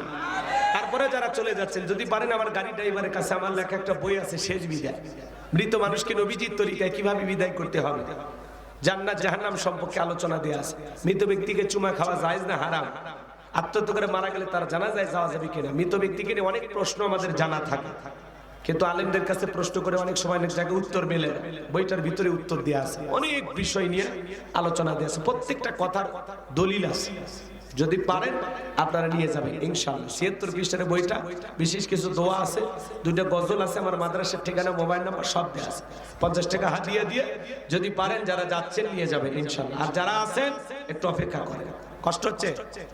এগুলো যুবকেরা কেনে না, ওরা কেনে উপন্যাস। প্রেম কেন কাঁদায়, যৌবনে মৌবনে অভিশাপ্ত রাত, মিলন হবে কতদিনে, তোর মরণের পরে। এগুলো আজে বাজে উপন্যাস কিলে যুবকদের চরিত্র নষ্ট হয়ে যাবে। কথা বলে ঠিক কিনা? আল্লাহ যুবকদের হেদায়েত দান করুক, জোরে বলেন আমিন। যুবকদেরকে একটু পরে সাইজ করতেছি, একটু পরে। এরা খুব খুব বাইরে গেছে। মানে কি কয়, চাচা বাড়ি ঘর কেন সাজানো, চাচা হেনা কথা, কি যে একটা ফাউল ডায়লগ এরা ভাইরাল করে, অবাক হয়ে যায় আমরা যুবকদের কাহিনী দেখে অবাক হয়ে যায়। কয় চাচা বাড়ি ঘর কেন সাজানো, হেনা কথা, হেনা শ্বশুর বাড়িতে গেছে, তোর সমস্যা, তুমি তো হেনার যোগ্য না। মনে রাখবা, হেনা টিনা আমিনা এগুলোর পিছনে ছুটে লাভ না। নিজের যোগ্য হও, নিজেকে প্রতিষ্ঠিত করো, ভালো মানুষ হও। হাজারো হেনার বাবা তোমার বাড়িতে লাইন দেবে, কথা বলে ঠিক কিনা? আর এগুলো আউল ফাউল সময় যদি নষ্ট করো, এরকম হেনারা শেখা দেবে, আর তখন গান খাবি, আছে না, গান টান গাবি, গাঁজা টাজা খাবি, রাস্তাঘাটে ঘুরবি, মাতলামি করবি, আর বলবি আজও প্রতি রাত জেগে থাকি হেনাকে পাওয়ার আশায়। হেনা কাছে নাই তাই দুটি চোখে ঘুম নেই নাকি? আল্লাহ যেন যুবকদের হেদায়েত দান করে। এদেরকে একটু পরে সাইজ করতেছে, রাগ করে নাকি আপনারা? আমার ভাইরা কবির মনোযোগ দিয়ে শোনেন। হাউজে কাউসারের পানি পান করতে গেলে 2টি কাজ করা হবে বাজান। জোরে বলেন কয়টি কাজ করা লাগবে? আল্লাহ তাআলা সেটা 2 নাম্বার আয়াতে জানিয়ে দিলেন। ফাসল্লিলি রাব্বিকা ওয়ানহার, বলেন বলেন, ফাসল্লিলি রাব্বিকা ওয়ানহার। ফাসল্লিলি রাব্বিকা, রবের উদ্দেশ্যে সালাত। সালাত হবে একমাত্র কার জন্য? আরেকটু জোরে বলেন, কার জন্য? আমার আল্লাহ রাব্বুল আলামিন বলেন, কুল ইন্না সালাতি ওয়া নুসুকি ওয়া মাহইয়ায়া ওয়া মামাতি লিল্লাহি রাব্বিল আলামিন। সূরা আনআম আয়াত নাম্বার 162। আমার আল্লাহ রাব্বুল আলামিন জানিয়ে দিলেন, নবীজি আপনি বলুন, আমার নামাজ, আমার কুরবানি, আমার জীবন, আমার মরণ লিল্লাহি রাব্বিল আলামিন, আসমান জমিনের প্রতিপালকের জন্য। তাহলে মুমিন জীবনের সব ইবাদত হবে একমাত্র কার জন্য? ফাসল্লিলি রাব্বিকা, রবের উদ্দেশ্যে সালাত। সালাত হবে কার জন্য? কদ আফলাহাল মুমিনুন আল্লাযীনা হুম ফি সালাতিহিম খাশিউন। অবশ্যই মুমিনেরা সফল যারা নিজেদের সালাত বিনয়ের সহিত, নম্রতার সহিত, আল্লাহর ভয় নিয়ে আদায় করে। আল্লাহর ভয়ে যারা 5 ওয়াক্ত সালাত আদায় করবে, আমার আল্লাহ রাব্বুল আলামিন ডেকে বলেন, ফালিয়াবুদু রাব্বা হাযাল বাইত আল্লাযী আত'আমাহুম মিন জু' ওয়া আমানাহুম মিন খাউফ। আল্লাহ তাআলা ডেকে বলেন, এই ঘরের মালিকের ইবাদত করো। ফালিয়াবুদু রাব্বা হাযাল বাইত, এই ঘরের মালিকের ইবাদত করো।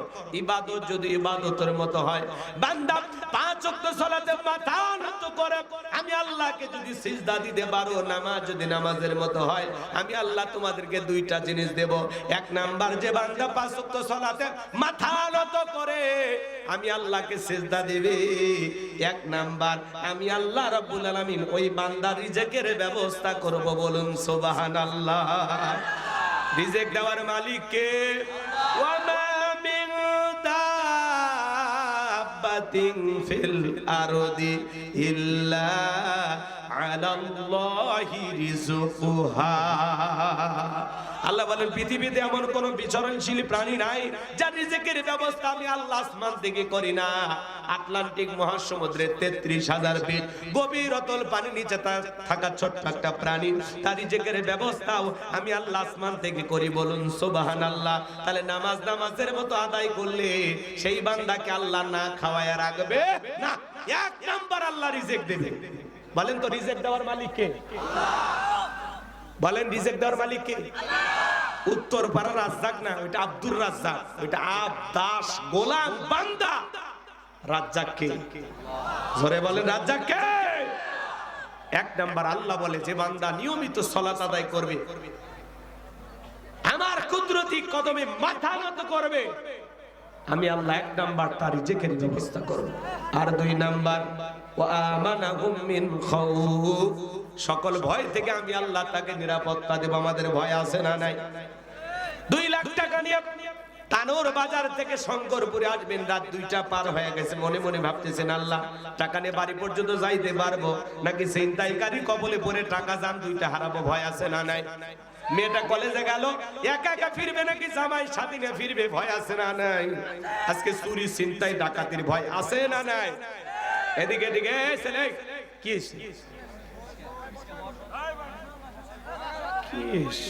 12:30 বার হয়েছে, এত অস্থির হয় না। বসেন বসেন না, আপনাদের যেতে হবে না, যারা যাবে তারা যাবে। খারাপ লাগে? শোনেন, আমাদের সমাজে বলেন তো আমাদের কি নিরাপত্তা আছে? নিরাপত্তা নেই। আল্লাহ তাআলা বলতেছে যদি নামাজের মতো আদায় করে, 1 নাম্বার রিজিক, আর 2 নাম্বার হলো সকল ভয় থেকে নিরাপত্তা দেব। আজকে সমাজে চুরির ভয়, দুর্নীতির ভয়, টেন্ডারবাজির ভয়, চাঁদাবাজির ভয় আছে না নাই? আজকে বাংলাদেশে মসজিদ থেকে স্যান্ডেল চুরি হয়েছে, হয় না বাজার? হয় না? যে মাইকে আজান হয় ওই মাইক পর্যন্ত চুরি হয়ে যায়। কথা কর। 53 বছর প্রত্যেকবার প্রধানমন্ত্রী হয়েছে কে? মুসলমান। নামাজের ন্যূনতম বিল বাংলার পার্লামেন্টে কোন নেতা পাস করে? আল্লাহর একটা আইন এই জমিনে কেউ চালু করবে? কথা বলেন না কেন আপনারা? কে চালু করবে? কথা আছে, সরিষাই তো ভূত। এখন উচিত কথা যদি কই, পিঠের ওপর দেয়া যাবে মই। এ আনন্দে কিছু লোক কিনে খাবে বগুড়ার স্পেশাল দই। যত 10 নন্দগঞ্জ 70টা বললে 10 করলে অন্যায়ের প্রতিবাদ, নামটা হবে তোমার মৌলবাদ, নামটা হবে তোমার জঙ্গিবাদ। 1500 বছর আগে আল্লাহ আইন দিয়েছেন কোরআনুল কারীমের ভিতরে, ওয়াসারিকু ওয়াসারিকাতু ফাকতউ আইদিয়াহুমা জাযাআন বিমা কাসাবা নাকালাম মিনাল্লাহ।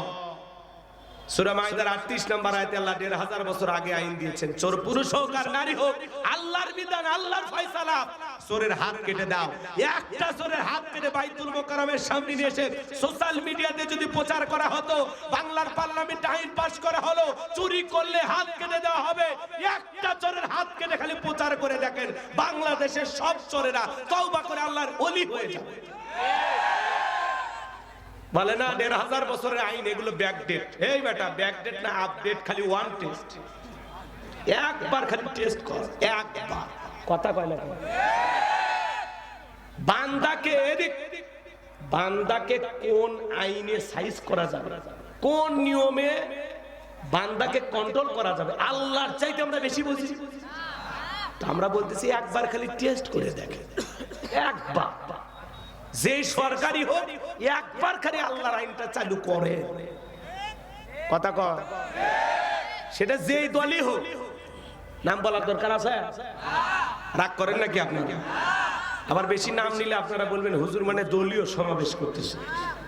আমরা এরকম না, যেহেতু সব দলেরই মানুষ আমাদের কথা শোনেন, এই জন্য আমরা যা বলতেছি আপনি যদি করেন আমরা আপনার সাথে। কথা কয় না? সেটা যাই করি তার সাথে আমরা আছি। যারা আল্লাহর আইন চায় আমরা তাদের সাথে আছি ভাই। কথা বলেন। আলালাহুল খলক ওয়াল আম, সৃষ্টি যার, আইনও চলবে সে আল্লাহর। কথা বলে ঠিক কি না? লন্ডন আমেরিকার আইন দিয়া, ভারতের পানি পড়া দিয়া 56,000 বর্গ মাইলের 56 ইঞ্চি মাটিতেও শান্তি প্রতিষ্ঠিত করতে পারবেন না। এই জমিনে শান্তি প্রতিষ্ঠিত হবে সেই দিন আল্লাহর কোরআন দিয়া জমিনটা চলবে যেই দিন। এই জমিন আল্লাহর আইন দিয়ে চলুক। কারা কারা চান হাত তুলে দেখায়? লিল্লাহি তাকবীর। হাত নামান, হাত নামান। আমার ভাইরা, ওই যে বললাম সরিষাই যে ভূত নেতা যে আল্লাহর আইন চালু করবে, ওতে দেখে প্রথমে আমার হাত কাটা যাবে, কারণ যে পরিমাণে দুর্নীতি আমি করছি, সবচেয়ে বড় চোর তো আমি। কথা কর। 11 লক্ষ কোটি টাকা দুর্নীতি করে বিদেশে পাচার করেছে, হাজার হাজার কোটি টাকা এদেশ থেকে লুটপাট করে নিয়ে গেছে। কথা বলে ঠিক না? 93 বিলিয়ন ডলার ঋণের বোঝা বাংলাদেশের মানুষের ঘাড়ে চাপিয়ে দিয়ে ওরা পালিয়ে গেছে। এদেশের 48 বিলিয়ন ডলার রিজার্ভ ছিল, সব খায় গেছে। এদেশত কিচ্ছু নাই, লুটে ফুটে খাচ্ছে ভাই, লুটে ফুটে। আজকে পলক সাহেব আদালতে হাজির হয়েছে।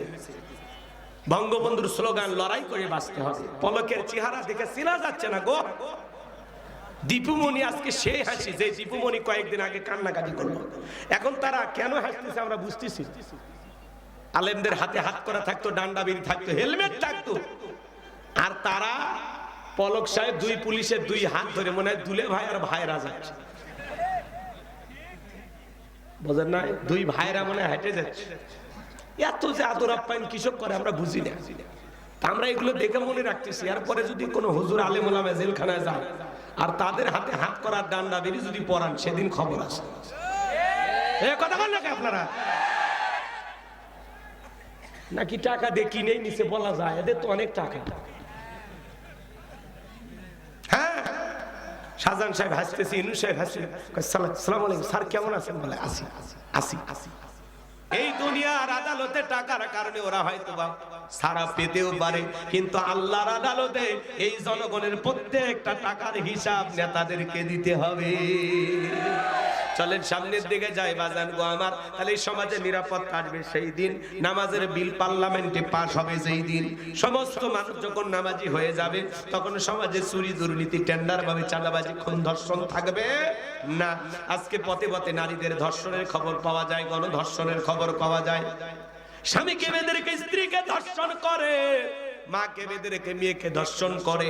এই সমাজে ধর্ষণ বন্ধ হবে তখন, জিনা ব্যভিচার বন্ধ হবে তখন, আল্লাহর আইন দিয়া জিনাকারী নারী পুরুষের বিচার করা হবে যখন।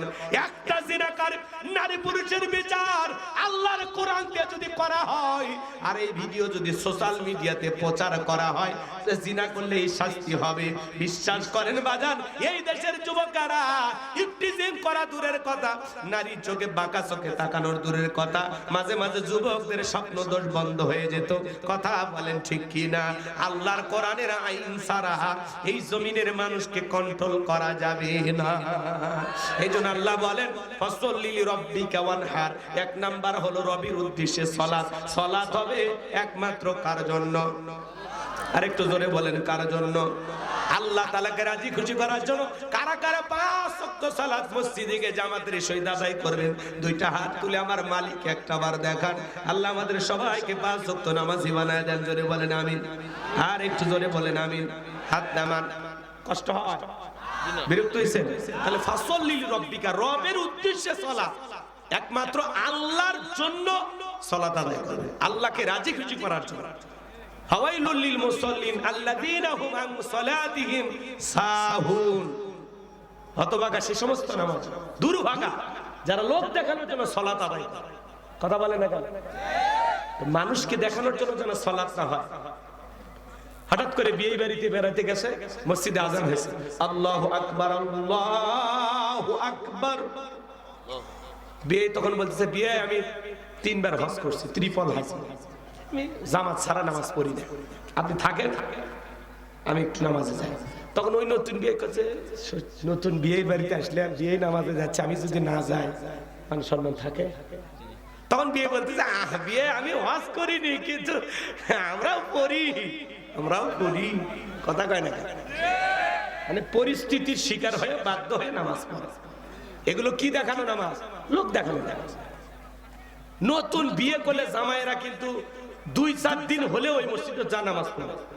নতুন বিয়ে করলেন কি হুজুর, কথা ঠিক আছে না? নতুন জামাই, শাশুড়ি বলে বাবা জামাই মসজিদে যাও, মুরব্বীদেরকে সালাম দাও, নামাজ কালাম পড়ো, মানুষ বলবে উমুকে একটা জামাই পাইছে নামাজি। তখন চিন্তা করে শাশুড়ি যদি এই কথা বলছে না শুনলে মুরগির রান দেবে, ওই জন্য মুরগির রান খাওয়ার জন্য। ওই জন্য আমি আমার ওয়াজে অবশ্য হচ্ছে আপনাদের ওইদিকে গেলাম। এই দেশের নামাজি আছে 5 রকমের, 5-এর, 7-এর, খাটের, ঠাটের, ভোটের। কথা কি বুঝছেন? কিছু বুঝলেন না।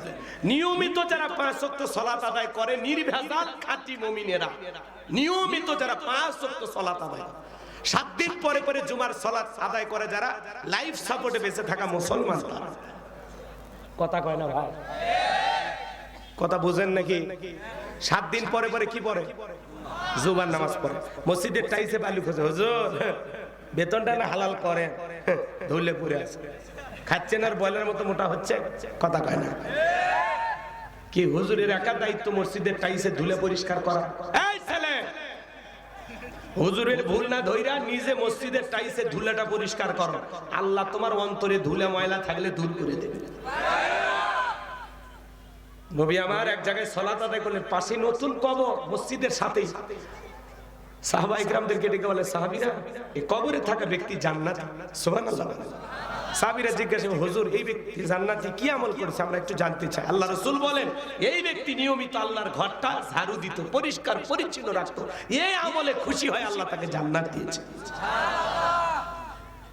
মানুষ মরে গেলে জানাজার নামাজ পড়ে যারা খাটের মুসল্লি, তারা হঠাৎ করে মসজিদের মাইক এলান হয় না, এই গ্রামের অমুক ব্যক্তি মারা গেছে, ইন্না লিল্লাহি ওয়া ইন্না ইলাইহি রাজিউন।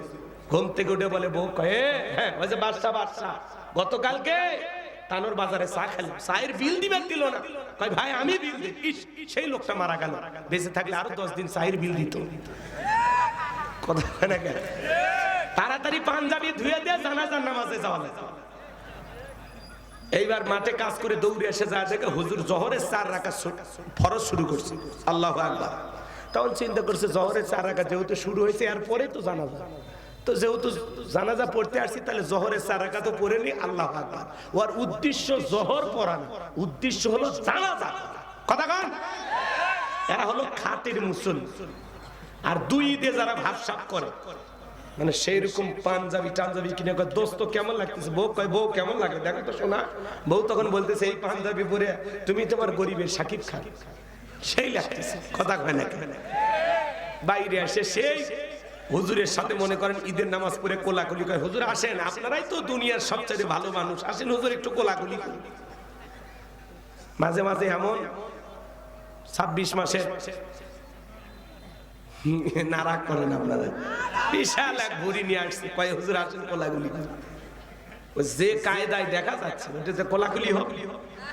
হুজুর বারবার বুকে নিতেছে, কিন্তু মাঝখানে ব্যারিকেড।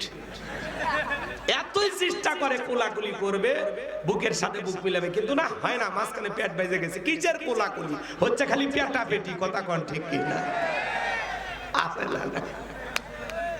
আমার হুজুরের সাথে কোলাকুলি করে, হুজুর এইবার কানের মধ্যে যা বলে, ভাইজান রোজা কয়টা? 29টা না 30টা? কয় হুজুর ব্যবসায়িক চাপে প্রচুর ব্যস্ততার কারণে একটি রোজাও রাখা সম্ভব হয়নি। আমি হুজুর প্রচন্ড ব্যস্ত ছিলাম, আর এর কারণে তারাবি পড়তে পারিনি, কিন্তু ইফতারি খাওয়া মিস করিনি হুজুর। নিজে খাসি হিন্দু দাদারকে ডাকে ইফতারি খেলেছি। আছে না? না রোজা থাকে না, তারাবি পড়ে না, কিন্তু ইফতারি খায়। ওই ইফতারির দোকানে যা ওরই ভিড়, ওদের কারণে তো ইফতারির দাম বাড়ে। এই মফিজ, রোজা নাই বেটা, খাবি না রে, খাবি না। আমাদের কেন খাবার দে? আমরা রোজা আছি, খাবার দে। তোরা বেরোজাদার যা ইফতারির দোকানে ভিড় করিস, দেখে তো দাম বাড়ে। কথা কন না হুজুর? রাগ করে? খাস না ভাই, খাস না। সারাদিন তো অনেক খাইছি। আর ইফতারি খাইলে, ইফতারি খাওয়ার শোনেন, রোজাদার রোজা থেকে ইফতারি খাওয়ার যে মজা, হ্যাঁ, ছোলা বুট মুড়ি টুরি মাইকে কি সুন্দর ভাবে থাকে, 1 মিনিট আগেও খায় না। এর যে একটা মজা, রোজাদারের 2টা খুশি, একটা কি ইফতারের সময়, আর একটা হলো দিদার ইলাহি। জান্নাতীদের এদিকে খেয়াল করেন, রোজাদার যারা, এদের স্পেশাল পুরস্কার হলো আল্লাহ তাআলা তাদের সাথে সাক্ষাৎ করবেন। সুবহানাল্লাহ। রোজাদারদের জন্য স্পেশাল একটা জান্নাতের দরজা, কিনা রাইয়ান। আহা, রোজাদারের কত দাম, কত দাম। রোজাদার রোজা থেকে মুখে যে একটু হালকা গন্ধ, আল্লাহ তাআলার কাছে এটা মেশক আম্বারের চাইতে দামি সুগন্ধি। সুবহানাল্লাহ। এই যে একটা মজা, ইফতারি নিয়ে বসে থাকে, একটা মিনিট আগেও খায় না, 5 মিনিট আগে যদি কেউ ইফতারি করে ফেরেশতা এসে থাপ্পড় মারবে, এই বেটা খালি কেন বলবেন, কিন্তু খায় না। কার ভয়? এর নামই হলো তাকওয়া। এর নামই কি? এর নামই কি? তাকওয়া। এর নামই পরহেজগারিতা। এর নামই হলো আল্লাহর ভয়। কথা বলেন ঠিক কি? আর আপনি সারাদিন কয় বেলা খাসেন তার হিসাব নেই। আপনি ইফতারি নিয়ে বসে আছেন, চোর চোর ভাব লাগে না? আমি তো কিছুক্ষণ আগে খেয়েছি, 2 ঘন্টা হয়নি, আবার ইফতারি নিয়ে বসছি, চোর চোর ভাব লাগে। এই জন্য ভাই আল্লাহকে ভয় করে। রমজান মাসে অনেক মানুষের সাথে সাক্ষাৎ হয়, ভাই রোজা আছেন, কয় হুজুর আল্লাহ দেখেই ভয় করি না, আপনাকে দেখে ভয় করে লাভ আছে? এমনি তো রোজা রাখিনি, তারপরে মিথ্যা কথা কেমনি বলি হুজুর? রাখিনি হুজুর, রাখিনি। মুফতি সাহেব ফেল আর কথার পেঁয়াজের কাছে কি খায়? এরকম লোক আছে না? না, আল্লাহ যেন হেদায়েত দান করে। এটা জোরে করে আমিন। শোনেন, ভোটের আগে নামাজ পড়ে যারা, এরা হলো ভোটের মুসল্লি। বোঝেন নাই তো? টুপি পরবি, পাঞ্জাবি পরবি, কি সুন্দর ভাবসাব নিয়ে মাহফিলে এসে হাজির হই। ভাইয়েরা আমার, বোনেরা আমার, আগামীতে যদি আমাকে তরমুজ মার্কায় ভোট দিয়ে এলাকার সেবা করতে দেন, ঘরে ঘরে তরমুজের বিচি পৌঁছে যাবে, রাস্তাঘাটে উন্নয়নের জোয়ারে ভাসিয়ে ডুবিয়ে মারবো ইনশাআল্লাহ। কি স্লোগান চাপাবাজি দিয়া ওই নির্বাচনের আগে মাথায় যারা টুপি পরে, এরা হলো সবচেয়ে বড় ধর্ম ব্যবসায়ী। কথা কর, মার্কা থাকে যে কয়দিন, আনাগোনা সে কয়দিন, অলি গলি ঘরে। আর তাদের পিছনে আমরাও কম খারাপ না, 1.5 টাকার বিরিয়ার চা খায়। কি স্লোগান? বল্টু ভাইয়ের চরিত্র ফুলের মতো পবিত্র, নামাজ পড়ে 1 ওয়াক্ত, গাঁজা খায় 5 ওয়াক্ত, গুমচুরিতে পাকা ভক্ত, শয়তানের 1 নাম্বার ভক্ত, হুজুরদের যেন খুবই শক্ত, সুশা খাই গরিবের রক্ত। পোস্টারে লেখা আছে গরিবের বন্ধু, ভোট দিয়ে দেখেন গরিবের কয় নাম্বার শত্রু।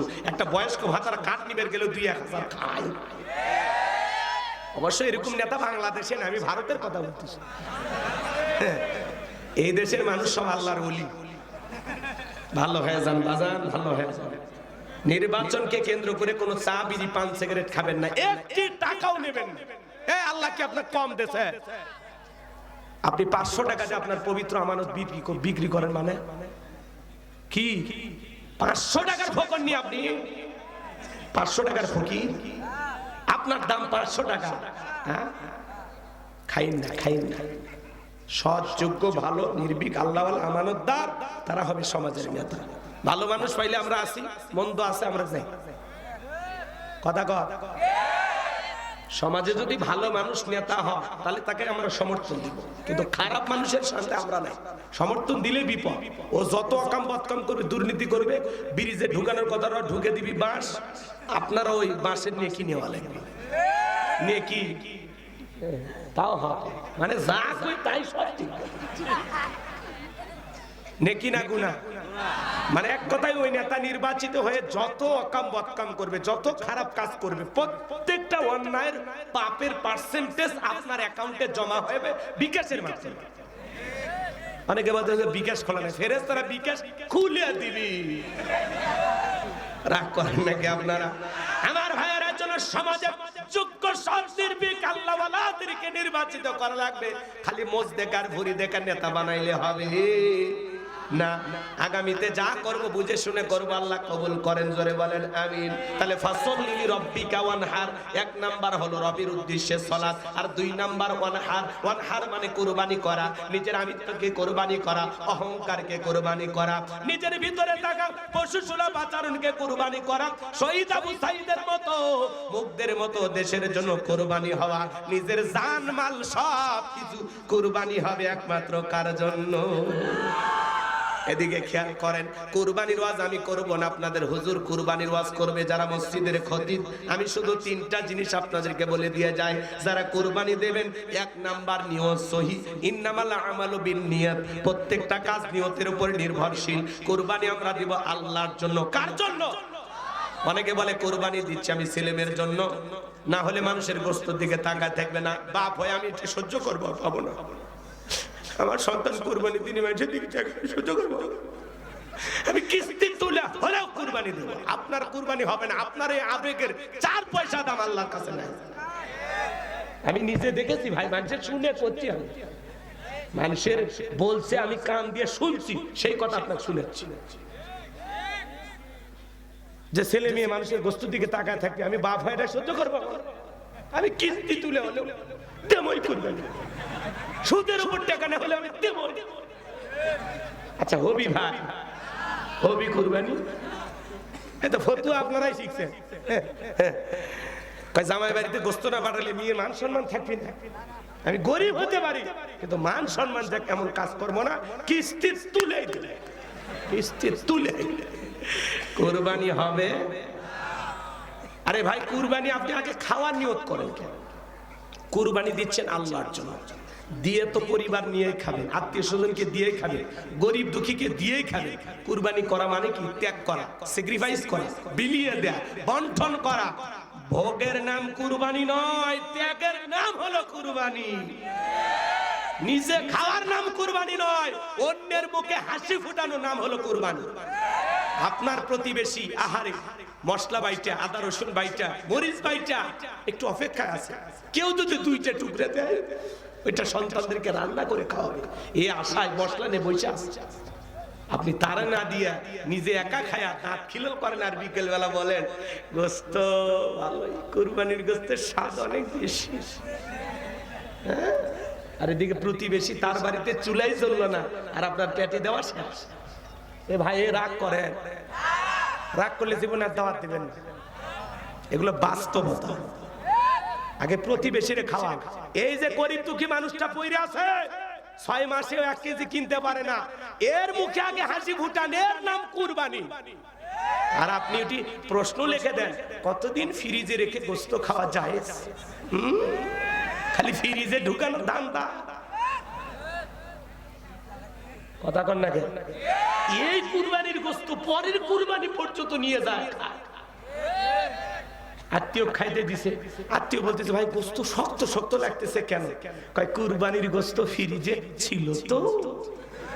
ওরে বাবা, আছে না নাই?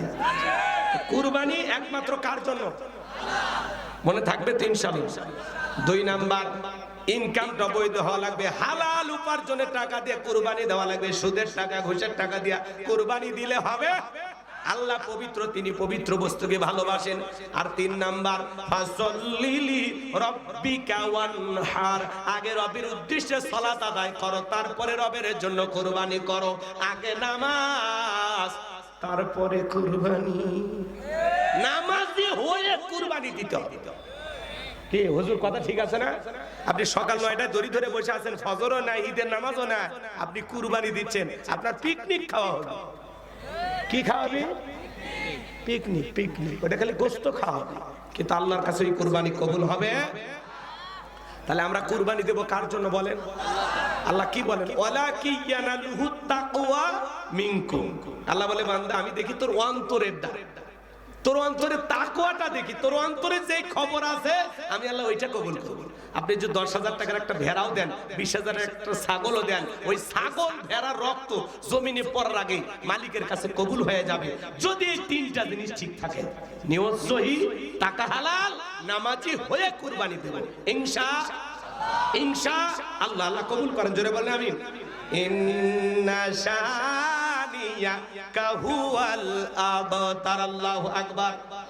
আরো জোরে বলেন আল্লাহু আকবার। আমার আল্লাহ ডেকে বলেন নবী, যারা আপনাকে লেসকাদারির বংশ বলে, নবী আপনি মন খারাপ করবেন না, কষ্ট মনের মধ্যে নেবেন না গো নবী। ও নবী আপনি কষ্ট মনের মধ্যে নেবেন না, আমি আল্লাহ তাআলা আপনার ছেলে সন্তানগুলোকে শিশুকালে উঠিয়ে নিয়েছি। ও নবী এই জন্য আপনি মন খারাপ করবেন না। যারা আপনাকে লেসকাদারির বংশ বলে, ওই উতবা সাহিবা, ওদের বংশে বাতি জ্বালানোর কেউ থাকবে না। নবী গো আপনার ছেলে সন্তানগুলোকে আমি আল্লাহ নিয়েছি এই পৃথিবীর জমিনে আপনাকে মহব্বত করা, আপনাকে ভালোবাসার কোটি কোটি রুহানি সন্তান আমি পাঠাবো, যারা আপনার জন্য জীবন দিতে প্রস্তুত থাকবে। বলুন আল্লাহু আকবার। আমরা নবীজি রুহানি সন্তান, তামাম পৃথিবীতে 700 কোটির উপরে মানুষ, এর মধ্যে 200 কোটি মুসলমান। আমরা হলাম সবাই নবীজি রুহানি সন্তান। নবীজির অপমানে যদি না কাঁদে তোমার মন, মুসলিম নয় তুমি মুনাফিক, নবীজির দুশমন। আল্লাহু আকবার। এদিকে দিয়ে খেয়াল করেন, ফ্রান্সের লোকেরা নবীজির কার্টুন প্রদর্শন করে, দেয়ালে দেয়ালে কার্টুন টাঙায়, নবীর নাকটা বেঁকা করে দিয়া কার্টুন বানাইছে, নাকটা বেঁকা, মুখে কয়েকটা দাড়ি লাগা, বলে ইনি মুহাম্মদ, জোরে কন্যা উযুবিল্লাহ। আমার নবী কি দেখতে কার্টুনের মতো? এই পৃথিবীর সবচাইতে সুন্দর মানুষটির নাম মুহাম্মদ রাসূলুল্লাহ সাল্লাল্লাহু আলাইহি ওয়াসাল্লাম, যে নবীর চরিত্রের সার্টিফিকেট আল্লাহ দিয়ে বলেন ওয়া ইন্নাকা লাআলা খুলুকিন আযীম, ওয়া ইন্নাকা লাআলা খুলুকিন আযীম। নবী হলেন পুত পবিত্র মহান চরিত্রের অধিকারী। সুবহানাল্লাহ বলেন। আযীম আরবিতে এমন একটি শব্দ যার গভীরতা মাপা যাবে না। আটলান্টিক মহাসমুদ্রে দাঁড়িয়ে কেউ যদি চামচ দিয়ে পানি ছেঁচা শুরু করে, বলবেন লোকটা পাগল। কোনো না কোনোদিন হয়তো বা আটলান্টিক মহাসমুদ্রে পানি শুকানো সম্ভব হলে হতেও পারে, কিন্তু নবীজির চরিত্র নিয়ে আলোচনা করে শেষ করা যাবে না। এটা একটা মহাসমুদ্র যার কোনো কুল কিনারা নাই। বলুন সুবহানাল্লাহ। যে নবী 63 বছরের জিন্দেগিতে একটি মিথ্যা কথা বলেননি। সুবহানাল্লাহ বলেন। এমন বিশ্ব রেকর্ড পৃথিবীর আর কোন নেতার আছে? জীবনে কখনো তুমি মিথ্যে বলনি, তাই তো তোমায় পেতে কাঁদে এই ধরনী। জীবনে কখনো তুমি মিথ্যে বলনি, তাই তো তোমায় পেতে কাঁদে এই ধরনী। জোরে বলেন মারহাবা। যে নবী 63 বছরের জিন্দেগিতে একটি মিথ্যা কথা বলেননি, সেই নবী হলেন তোমার আমার আদর্শ মডেল। সেই নবীকে নেতা মানতে রাজি আছো তো ইনশাআল্লাহ? যুবক, মেসিকে মহাব্বত করে 10 নম্বর জার্সি পরলা, মেসির মতো চুলের কাটিং করলা, মনে রাখবা তোমার আমার আদর্শ মডেল মেসি হতে পারে না, নেইমার হতে পারে না। তোমার আমার মডেল লাকাদ কানা লাকুম ফি রাসূলিল্লাহি উসওয়াতুন হাসানা। আল্লাহ বলেন তোমাদের রাসূলের ভিতরে আছে তোমাদের জন্য উত্তম আদর্শ। সুবহানাল্লাহ। রাসূল হলেন আমাদের মডেল, রাসূল হলেন আমাদের আদর্শ। মেসিকে মহাব্বত করলে মেসি খ্রিস্টান, মেসি জাহান্নামে যাবে, তোমাকেও জাহান্নামে নিয়ে যাবে। তাহলে মহাব্বত কার, মেসির না মুহাম্মাদের? মনে থাকবে? রাগ করো। নবীকে গালি দিয়েছিল ওলীদ বিন মুগীরা, অকাত্য ভাষায় নবীকে গালি দেয়। আল্লাহ আয়াত নাযিল করে বলেন উতুল্লিম বাদা যালিকা জানিম। নবী গো, এই ওলীদ বিন মুগীরা হলো পিতৃ পরিচয়হীন জারর সন্তান, এর জন্মের ঠিক নাই, একটা বাস্টার্ড। আল্লাহু আকবার। ওলীদ বিন মুগীরা কি হলো? জারর সন্তান। এইবার ওলীদ বিন মুগীরা বলে নবী এত বড় কথা আমার জন্মের ঠিক না, আপনি থাকেন আমি বাড়িতে যাই। ছেলেটা বৈধ না অবৈধ জানে কে? ফ্যাক্টরির মালিক, তার মানে তার মা। এইবার দৌড়ে চলে গেল বাড়িতে, যা বলে মা আমারে নবী মুহাম্মদ সাল্লাল্লাহু আলাইহি ওয়াসাল্লাম বলেছেন উতুল্লিম বাদা যালিকা জানিম, আমি নাকি পিতৃ পরিচয়হীন জারর সন্তান, আমার নাকি জন্মের ঠিক নাই। ওলীদ বিন মুগীরার মায়ের নাম ছিল ঝর্ণা। বলে মা করবি না কোনো তাল বাহানা, যা বলবি সত্য বলবি। ওলীদ বিন মুগীরার মা মনে মনে ভাবে এই গোপন তত্ত্ব নবী জানলো কেমনে? নবী তো জানতেন না, নবীকে জানিয়ে দিয়েছেন তিনি কে? ভাই নবীর কথাটা শেষ ফিনিশিং দিয়ে যায়, খারাপ লাগে? শোনেন ভাইজান আমার, ওলীদ বিন মুগীরার মা বলতেছে বাবা আমারও বয়স হয়ে গেছে, একটা কবরে চলে গেছে, মিথ্যা আমি বলবো না। তোর বাবা ব্যবসা বাণিজ্যের কাজে এতটাই ব্যস্ত থাকতো, তোর বাবা ব্যবসা চালে টাকা চালে, কিন্তু তোর মায়ের মন বোঝে না। সে যে কেন আসে না, কিছু ভালো লাগে না। এবার আসুক, তারে আমি মজা দেখাবো। এলাকায় দেখবেন ভাইরা যদি দেশের বাইরে যায়, বিভিন্ন এলাকায় যায়, ছোট ছোট দেবরাও যায়, ভাবির দরজায় স্লোগান দেয়, ভাবি ভাইয়া তোমার বর, আমি যে দেবর, ভেবে দেখো ভাবি কার কত দাবি। ভাই গাছে মারলো সে, আমরা তো দেশে আসি, আসে না? সুযোগ পাইলেই ভাবির ঘরে ঢুকে বলে ভাবি আপনার যে চেহারা দেখে মনেই হয় না যে আপনি 2 বাচ্চার মা। আছে না? এরকম বদমাইশ আছে না নাই? ভাবি যদি নেককার হইতো, আল্লাহ ওয়ালা হইতো, ডেকে বলতো কুল্লিল মুমিনিনা গুদ্দুনা মিন আবসারিহিম। আল্লাহ বলেন মুমিন পুরুষের দৃষ্টি থাকবে নিচের দিকে। দেবরে আমাকে দেখার অধিকার তোর ভাইয়ের আছে, তোর জন্য আমাকে দেখা জায়েজ নাই, ঘর থেকে বের হয়ে যা। কিন্তু ভাবির অন্তরে আল্লাহর ভয় আছে নাই। এজন্য মা বোন যারা ওয়াজ শুনতেছেন, মা 2টা পুরুষ হইতে দূরে থাকবেন, একটা দেবর আর একটা দুলা ভাই। এরা হলো মৃত্যু তুল্য, বিষাক্ত সাপের চাইতেও ভয়ঙ্কর। কথা কয় না? কথা কয় না? এই সমাজে সবচাইতে মা বোনেরা জুলুম আর নির্যাতনের শিকার হয় দুইটা পুরুষের দ্বারা, কিন্তু মুখ খুলে বলতে পারে না। মাঝে মাঝে শোনেন না, ভাইকে নিয়ে এদিক, দেবরকে নিয়ে ভাবি উধা, মামির সাথে ভাগিনের খবর নাই, কথা কর রাগ করে, এরকম আছে না? এর পিছনে কি কারণ জানেন? এই যে মোবাইল, এই মোবাইল যুব সমাজের চরিত্র নষ্ট করছে, তরুণ তরুণীদের সবচাইতে মিসগাইড করেছে, ভুল পথে পরিচালিত করেছে, বিপদগামী করেছে। যেই জিনিসটা তার নাম হলো মোবাইল।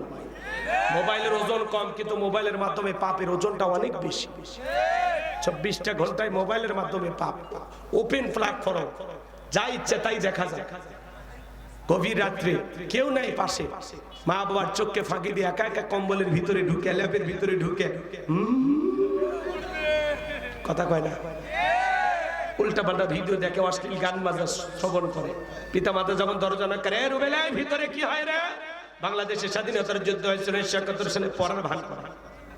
আবার পিতা মাতা চলে যায়, আবারও দুষ্টমি শুরু হয়েছে, কথা কয়।